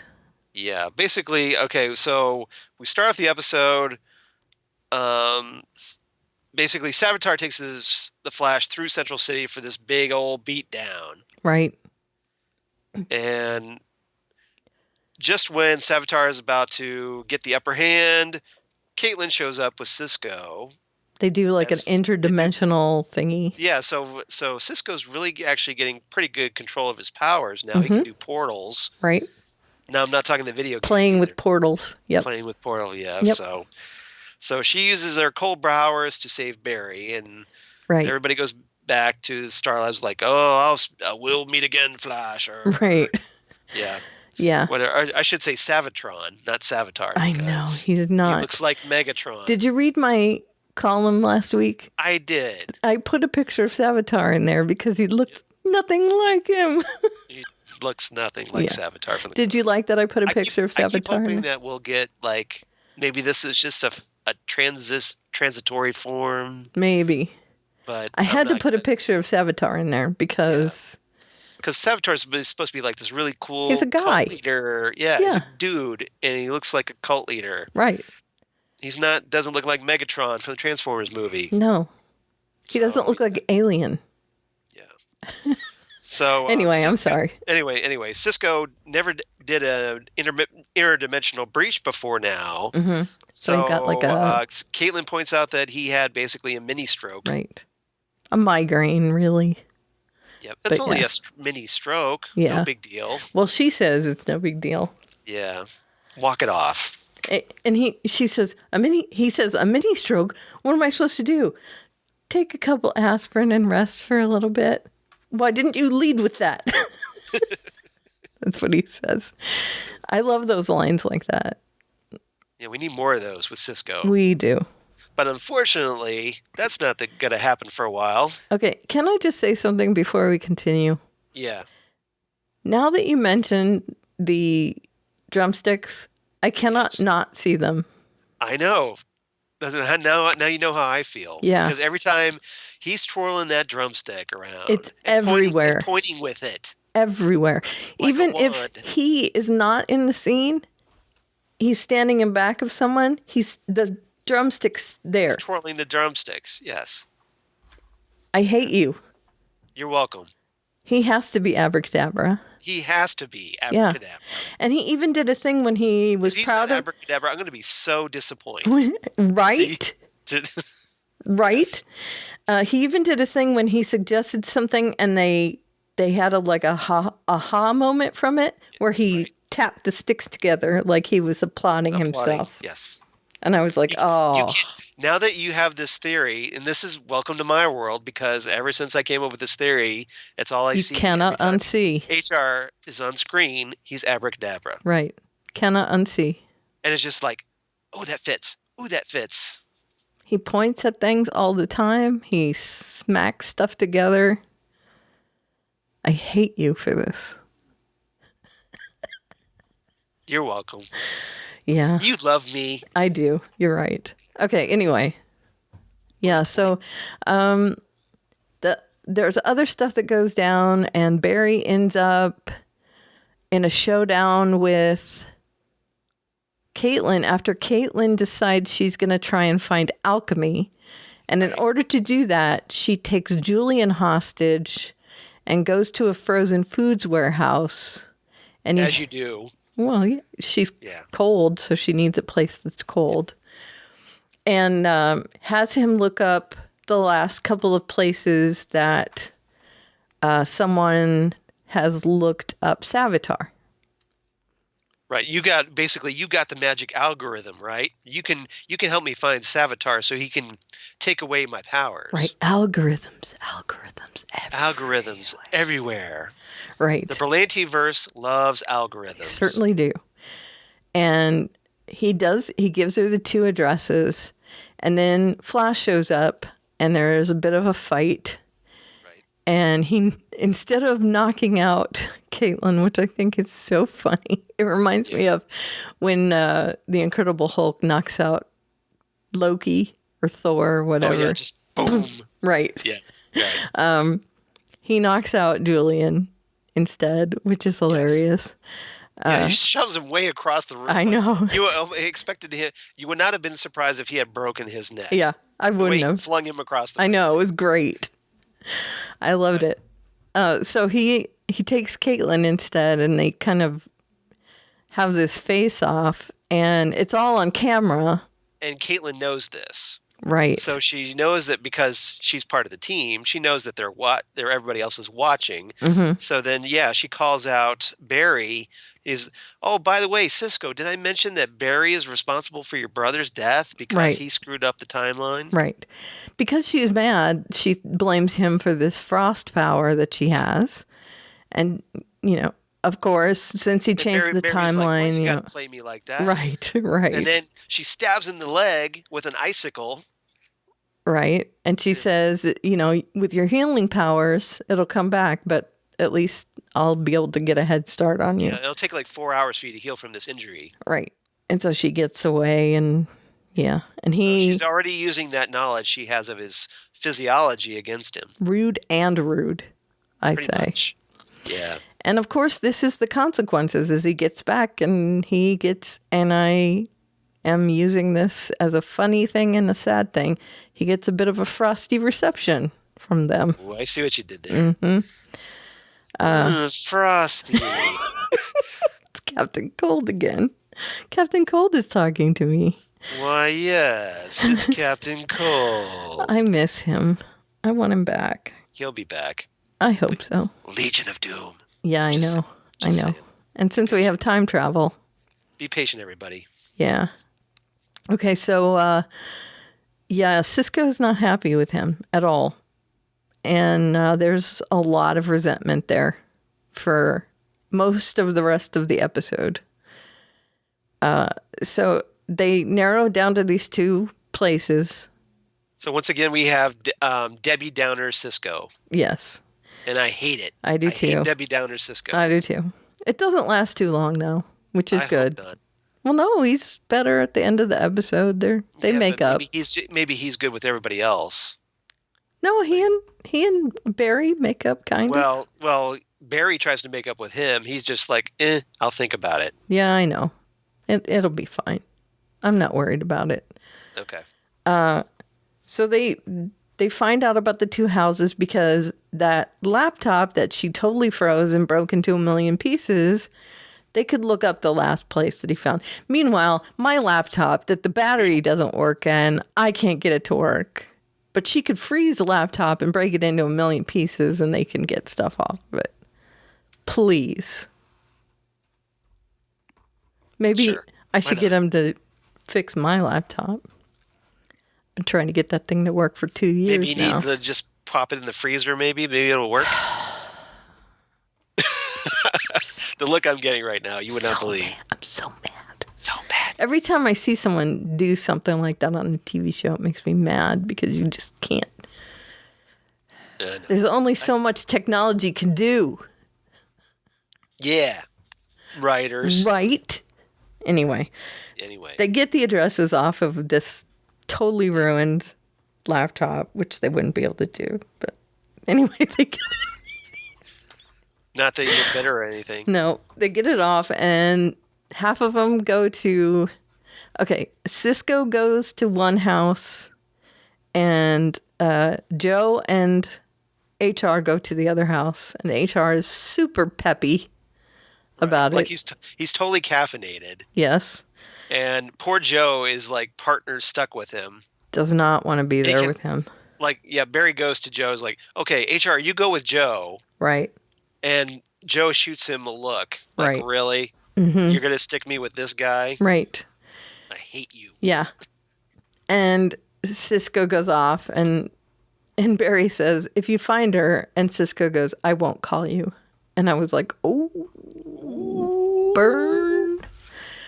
Yeah, so they're there. Would it be a freezer burn?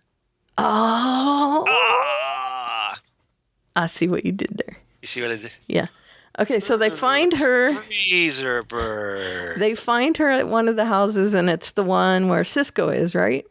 Right. And they send the other two there, and where am I going with this? Basically, you're going up that Caitlin starts to freeze Barry to death with a kiss. Right.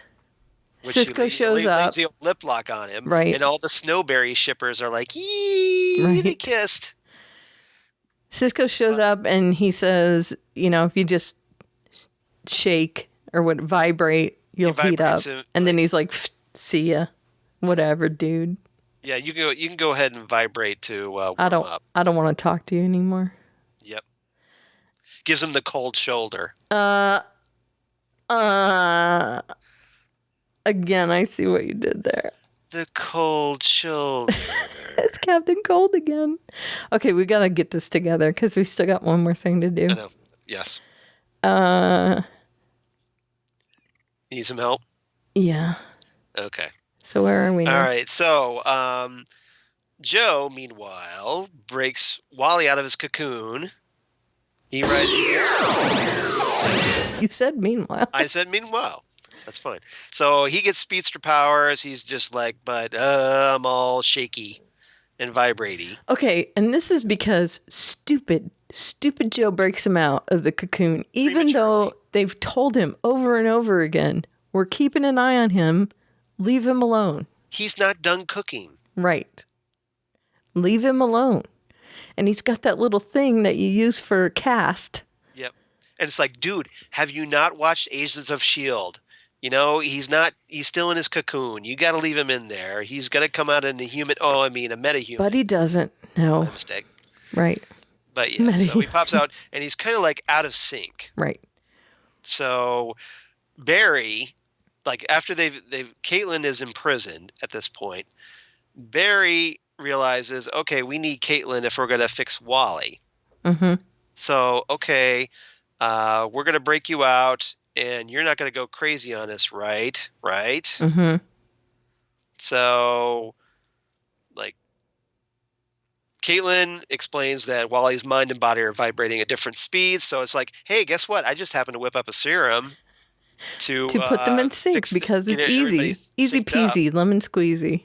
Exactly, because I'm Caitlin. Right. I know all about speed formulas. Working it. Right.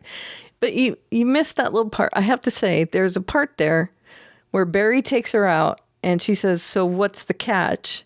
And he says, no catch, you just have to kill me. If you want to get out of this room, just kill me. And that kind of snaps her out of her Killer Frost mental state. Right. And he says, well, if you're a bad guy. Hugs. Right. It snaps her out of it because she knows she can't kill him. Yeah, okay, so they snap him out of this. They give him this serum because Joe figures out that Wally's at the house he grew up in. Right. So and distracts Wally while the Flash sneak attacks and shoots the serum into his neck. Right. Wally falls into Joe's open arms, and Wally wakes up the next day going, awesome, I've got super speed powers. And they're testing him out, and yeah, he's very happy. Everybody's just like, hey, you're really fast. Maybe faster than Barry. Yeah.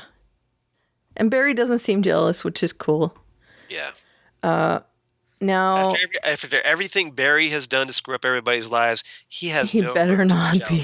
You better just smile and go, yes, sir. Suck it up. That's right. Then they tell Wally that Julian's woken up and he has to go over because Julian knows that Caitlin has powers and he's got to shut that down. Pretty much. So he goes over and he talks to Julian and he convinces him not to say anything, but there is a condition, and the condition is that Barry quits.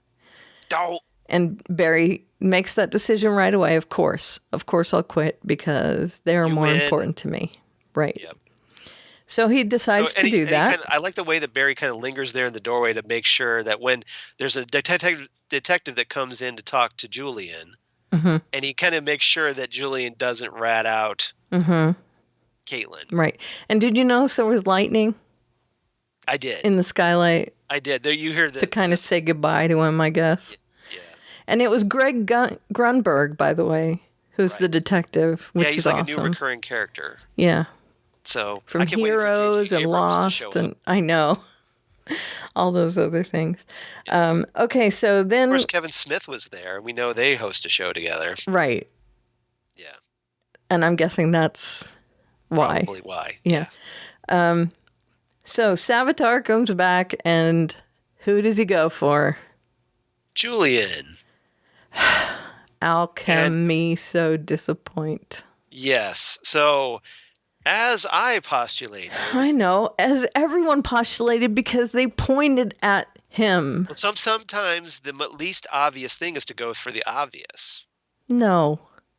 So this was the most obvious. Like, he starts talking to Julian. He's like, he starts running through the halls of the hospital. Julian does. Savitar stops Julian outside, says, only together can we become alchemy. Or can we come back? Become alchemy. Right. So and he gets Julian goes back to the CSI lab, pulls open a drawer in a filing cabinet, and guess what does he pull out? The mask of Dr. Alchemy. I'm so disappointed. So I guess it's not Cecile. No, but come on. That would have been awesome, right? That would have been awesome. That was a great theory. I like that theory a lot. I told you I like that theory. But it's just so upsetting to me that you don't get Tom Felton and not make him a villain. That's fine, but why be so freaking obvious about it? Maybe because they're trying to throw us a curveball with Savitar. I don't know. I was just really disappointed. Or it's all a red herring. Maybe Julian, you're supposed to think that Julian is Dr. Alchemy, but he's not. No, I'm guessing he is. I would hope so. Yeah, Julian Albert has to be Julian Albert Desmond. so dumb. They still have to reveal that. So dumb. Yeah. All right, so what did you give it? I like this episode quite a bit because mostly we got a lot of Caitlin in this episode. Mm-hmm. And Caitlin, well, let's say Danielle Panabaker is much better as a villain than she is as a goody two-shoes Caitlin. She was three-dimensional in this episode, I'll give you that. Yes. And that's why I liked her. So I gave this one 8.5 super villain masks in a filing cabinet.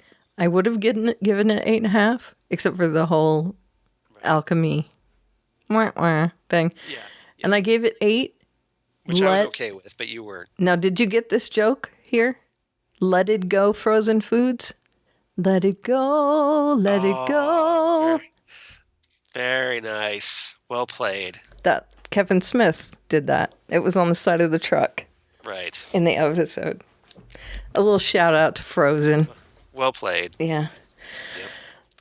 All okay, right, last Luke show. Cage. Blowing up the spot. Written by Ada Mashaka Crowell. Directed by Magnus Martins. Ada worked on Turn. And Magnus worked on Agents of S.H.I.E.L.D. and 12 Monkeys. And I have A story, Striker from Airplane 2. Airplane, yes. I love that. B story, Like Mama, Like Mariah. And C story, Misty Gets in Your Eyes. It's just smoke gets in your eyes. Right. Okay. All right. So Striker. Yeah. I think that's my favorite for the week. Is it? I'm a sucker for an airplane reference. Yeah, me too. So, and it's the first thing I think of anytime I see the word Striker. So that's obviously a reference to Willis Stryker, a.k.a. Diamondback. That's right. Yeah. So we get the introduction of Eric LeRae Harvey as Luke's old rival, the guy that framed Luke in the first place as Carl Lucas and sent him to Seagate Prison. Right. Carl, come out and play. Yeah, he's throwing out the Warriors references. The Warriors references. That was great. Yep. I loved it. Yeah, he's fantastic. Yeah. I got to say, that dude. Eric LeRae Harvey, I first noticed him, he was on Boardwalk Empire as one of the gangsters back in the day as this one gang. And he's really good at being a bad guy. So once I knew he was going to be in this show, I figured, oh, this is going to be good. He is so great in this. Yep. Yeah. So basically, it's all a big manhunt episode where we pick up at the end of last week's episode where Luke has been shot. Right. With the Judas bullet. And so he's all bleeding out. And Diamondback basically goes through the entire episode pursuing him. Right. Doesn't let him go. Right. Claire's trying to get him to a clinic, a women's clinic. Right. And he takes out the ambulance that they're in as well. Yeah, he knocks that on its side. They crawl out. Right. And that's when you get that first little showdown a little bit. Right. They end up hunching back behind a car, and he doesn't quite know where they are, or else he would have taken out the car, I'm guessing. But he says, well, and then he hears the sirens. The cops start to check out what happened with the ambulance. Somebody called the cops. Right. And so he kind of runs in the other direction. So they end up making it to the clinic, and it's a manhunt in more than one way, because they're also looking for whoever killed Cottonmouth. Right. On the other side of things. Now, Shades has set up Luke by putting bloody gloves in the barbershop and all this other stuff. He planted some evidence, and then he's working with Mariah. Mariah's got they basically coerced this one waitress named Candace, who is working at Cottonmouth's club, to basically say, "Oh, Luke did it. Luke, I was so horrified that Luke Cage killed Cottonmouth." Right. And she says she was sleeping with Cottonmouth, and I'm she not at all wasn't. paid off or anything. Right. But Misty kind of figures it out when the waitress doesn't know that there's another entrance and there's some other stuff. So Misty figures it out. Plus, she knows Luke has an alibi because he was shot and with Claire. She tracks down Luke's at the women's clinic. Right. And confronts them. Basically, she's there to arrest Luke. Right. After she gets the phone call saying, oh, guess what? They found the bloody gloves at the barbershop. She's just about to take him in when Stryker finds them again. Right. Diamondback shows up again. He's like Jaws in the James Bond movie. He is. He just shows up everywhere. And he is just stalking them. And the reason he can manage to get up so close is because Luke is so weakened by the bullet that is the fragments that are just moving around in his body. Right. The cells just keep pushing the little fragments around because from what Claire found out, the outside of each of his cells will bend, but they don't break. So the fragments of the bullets kind of skim along the outside of all of his cells, and they end up like boop, going all around in his body. They're trapped in there. Right. So he's very weakened, and he is, of course, not up to protecting them as well as he could. But Misty is trying to protect them. And she goes outside and ends up getting caught by Diamondback. And he takes her hostage. And Luke comes after him. And just as Luke is about to come up on them, he ends up pistol whipping her instead of killing her. Because he thinks he'll be able to hurt him more in the long run by drawing this out. And I'll save you for later. Right. Which can't be good. No, that's what I thought as well. So Luke and he have this like chase, sort of, because Luke can't really chase. But they end up at this really gorgeous theater in... Is that the Apollo Theater? No, it's in Washington Heights. Oh, okay. I didn't know. It's okay. I just noticed because I read a recap of it. But awesome. It's in Washington Heights. You did your homework. I approve. Okay. If I did my homework, I would have it written down here. But that's okay. I don't. It's a gorgeous theater, and he's up in the nosebleed seats. And and they end up having a chat, and Luke just rushes one of the pillars holding the balcony up, and Diamondback comes falling down, and they have this tussle, and it goes out into the street, and Diamondback drops this bomb on him. And Diamondback keeps kicking him in the gut where the bullets are. The bullet wound is. So that's how he kind of stays on an even level with Luke. But it's a great fight.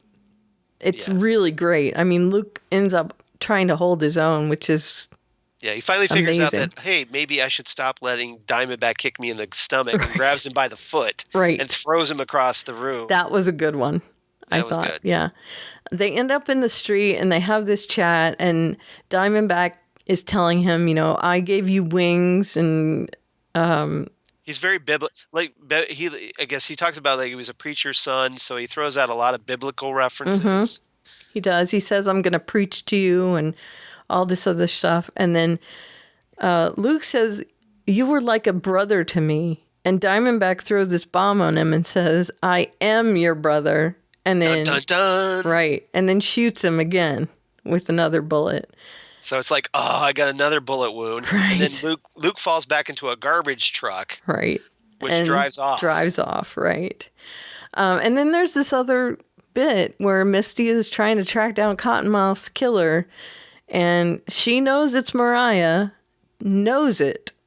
But she can't pin anything on her because she's connected, and Shade has covered it up. There's a scene where Mariah,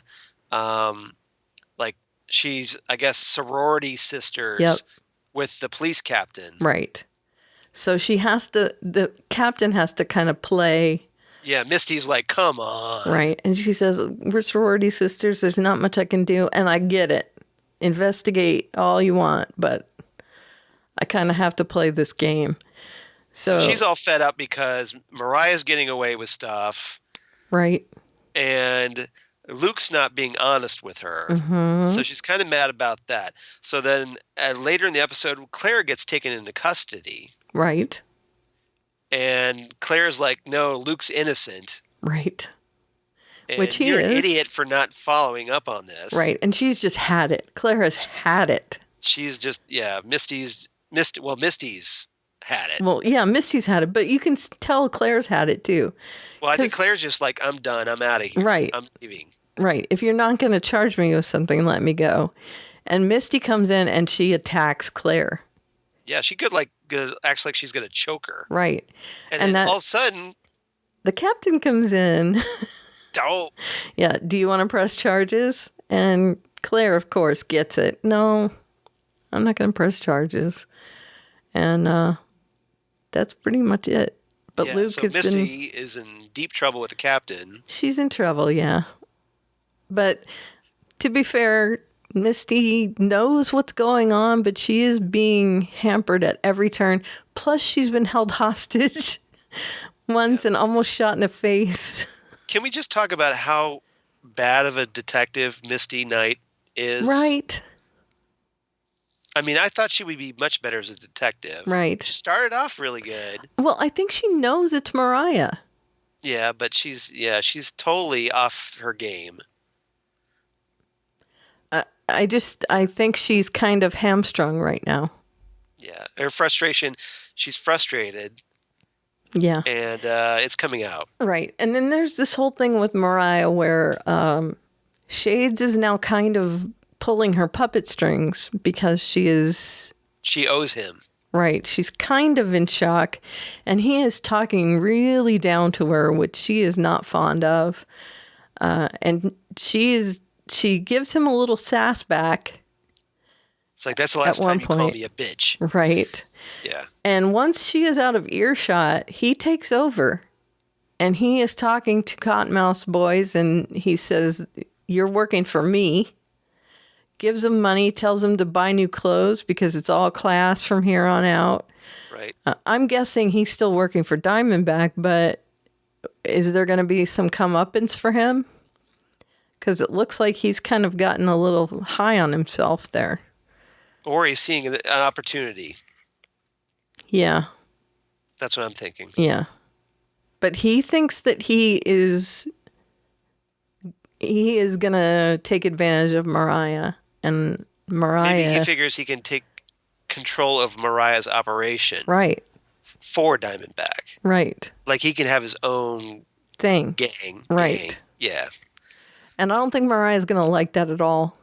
And one of the last scenes in the episode is Mariah looking over to Mabel. Yeah, a picture of Mama Mabel. Right. And they kind of superimpose her face, looking her reflection, right, on top of Mama Mabel's. And she says, "I'm nothing like you," and then she slams it down onto the table. But apparently, she's a lot like her. Yeah. More than she would like. Pretty much exactly like her. So yeah. Yeah. All right. Anything else about this episode we missed? No, I don't think so. Okay. What's your rating? I loved it a lot. I'm really digging this. And Diamondback was amazing in this episode. I give it 9 seats in the nosebleed section. I like the fact that he shot him again after they still haven't taken the first bullet out. I know, right? So I give this one 8.5 planted bloody gloves. Yeah. So. How are they going to get that stuff out of his gut? I guess we'll find out. I guess so. Tonight. We still got 5 episodes to go. I know. So. I love this series. So we'll find out. Every time they come out with a series. He's in the Defenders, so we know he doesn't die. I know. Of course he doesn't. He's indestructible. Exactly. Okay, so whose feedback do you want first? First, we got some feedback from Ruthie Rink on Facebook. Hi, Ruthie. So I'll just read what Ruthie sent in. She goes, "Hey guys, just listened to 83, episode 83 of the Fandom Zone podcast, and wanted to also say that even if they managed to beef up the train car / tracks wheels, and this is a reference to Legends of Tomorrow Outlaw Country. Right. Outlaw Country, woo! Outlaw Country, woo! Where Citizen Steel stops the train. This is what she's referring to. Phrasing? Exactly. Thank you. So Ruthie says, it would still require an enormous amount of power to move something that dense forward on a train, which is a point we brought up. Probably more power than a steam engine would provide. Right. Pretty much. Which is another point we brought up. Right. So even if the train could hold it, it seems unlikely that they could ever get it moving. In fact, how did they ever move large quantities anywhere? ? Right. But hand wave. Right. So, and then she and I had a little discussion on there as well. Yeah. But thanks, Ruthie, for chiming in. We really appreciate that. I think our consensus was hand wavy's okay as long as Jonah Hex is in the episode. That was your assessment. Yeah. Yes. And she agreed with me. So. You're like, it's all good. Hex is there. Yeah. Just roll with it. That's right. And I said it was probably easier for him to stop the train because it couldn't move very well. Pretty much. Right? Totally. Hand wavy. And we do have some from Justina, so let's play that. Please do. Hi, Karen and Charles. We had another superb episode of Supergirl this week. Cadmus is a really scary place. They did a really good job in those scenes, bringing the intensity through. And they brought Mon-El's allergy to lead to the forefront. Do you suppose that was really Jeremiah? Gosh, I hope it was. But in this show, I'm always wondering, because there are so many aliens that can change forms and look like other people. And we're in a mad scientist lab. Just look what they did to Hank Henshaw. Did you see the way Alex looked at James? I think she might be catching on that James is the Guardian.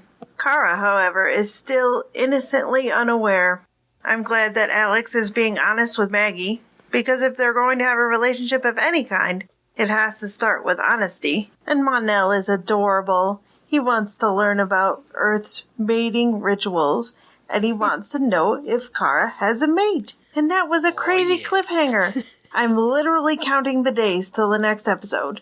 This episode gets 10 out of 10 that might not be chicken wings. Flash was also completely amazing. Kevin Smith and Danielle Pennebaker knocked it out of the park with this episode. I feel so bad for Barry. He's feeling so many consequences of Flashpoint at this time. His friends are hurting, they're blaming him, and he's blaming himself. I know he is responsible for the decision that he made that caused Flashpoint, but the only reason he was able to time travel is because he is the Flash. And when he was packing his box to leave the lab after Julian blackmailed him to quit his job, as he was walking out, they showed lightning flashing through the skylight, just like in the pilot episode.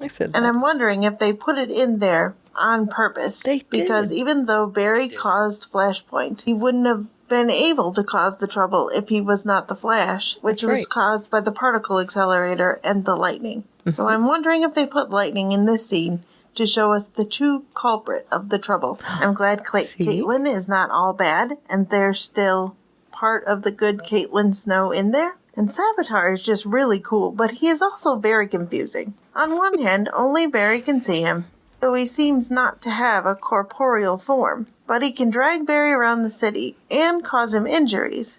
So, does he just move so fast that his molecules just never stick together to become a solid figure? Or does he need his followers to gather him more power so that he can become a solid figure? It's all very fascinating. I can't wait to see how that turns out. This episode also gets 10 out of 10. 10 out of 10 broken thermostats. On Gotham, I can't believe that Ivy was able to manipulate Alfred. This could be a very bad sign about how powerful she might be becoming, because she hasn't even been practicing that long. And for her to be able to manipulate a person like Alfred, I just couldn't believe it. Harvey was cracking me up this episode, saying maybe he could get used to being in charge. He could boss people around, yell at people when they make stupid decisions, like go out and try to take on the mob by herself. Yeah, I'm looking at you, Jim. I think Barbara might soon Yeah, put Jim. together the pieces of what happened to Isabella. Bruce and Selena are acting like an old married couple, which is totally adorable. And we have another victim of Alice Touches blood. But Mario's reacting a little bit different than Barnes did. Barnes was fixated on people's guilt, and Mario seems to be fixated on jealousy. Very interesting how it affects different people slightly differently. This episode gets 8 out of 10 crustless quiches. I'm literally counting down to the days until the Berlantiverse crosses over, starting with Supergirl on Monday, November 28th. And did you guys see that Entertainment Weekly did a Super Friends cover? Mm-hmm. It is super cool. I'm not sure if the issue is still on newsstands, but the digital edition is still available in the App Store. Have a super week. Yay. Yes, we have that one here. Thank you, Justina. So, Savitar is in the Speed Force, right? Savitar is, he's synced, locked in with the Speed Force. My theory is that only Barry can see him because Barry is the only one that can move fast enough to see him. Right. Barry has what in Flash Comics lore, they came up with this concept called speed geared vision, which is just a fancy way of saying that Barry's eyes can perceive things at a faster rate. Right.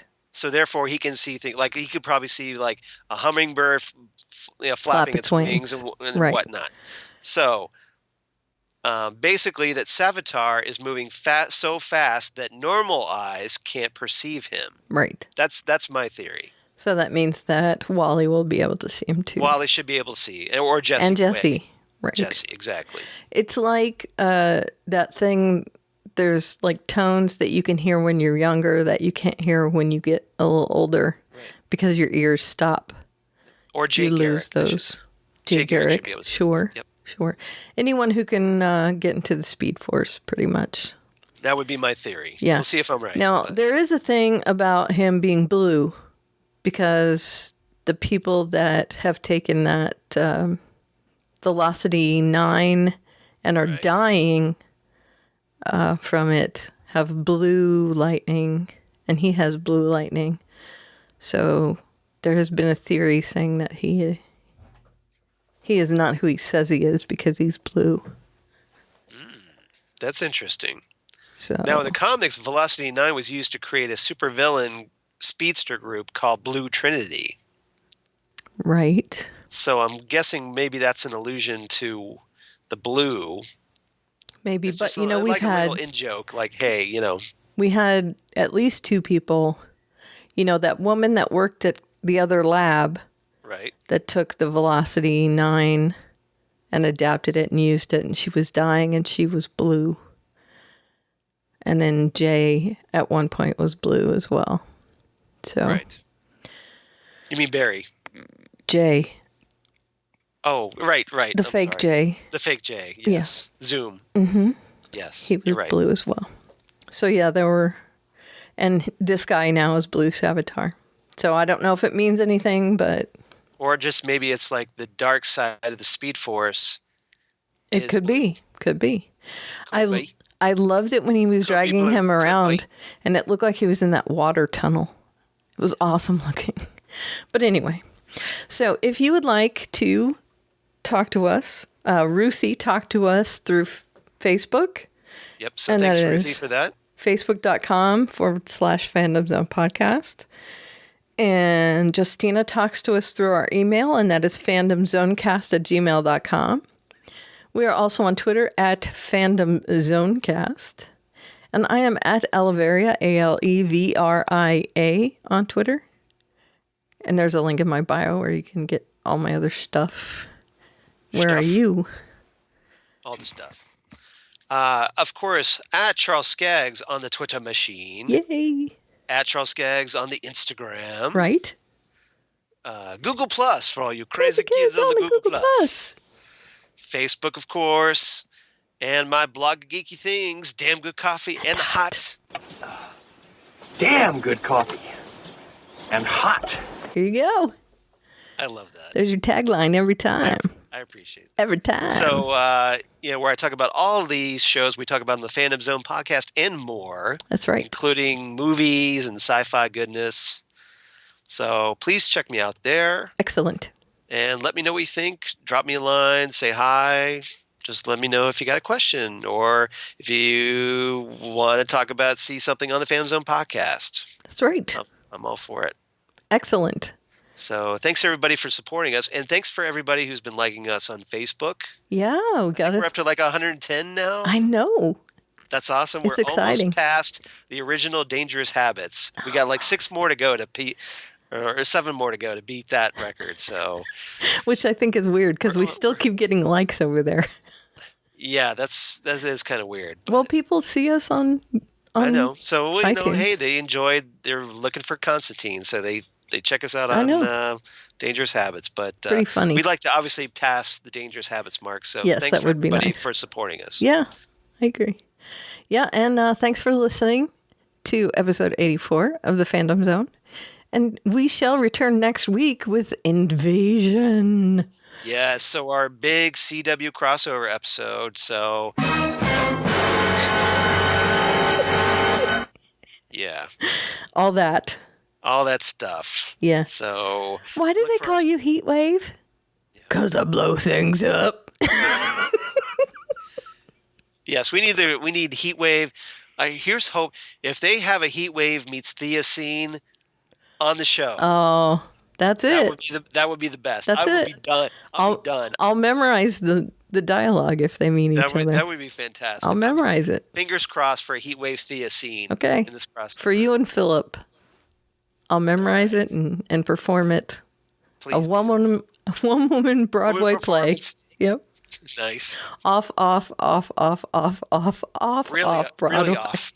Yep. We're really off Broadway. All the way to Ashburn. That's right. Nice. All right. All right. So that's it. Thanks, yeah. everybody. And we shall see you next week. Bye.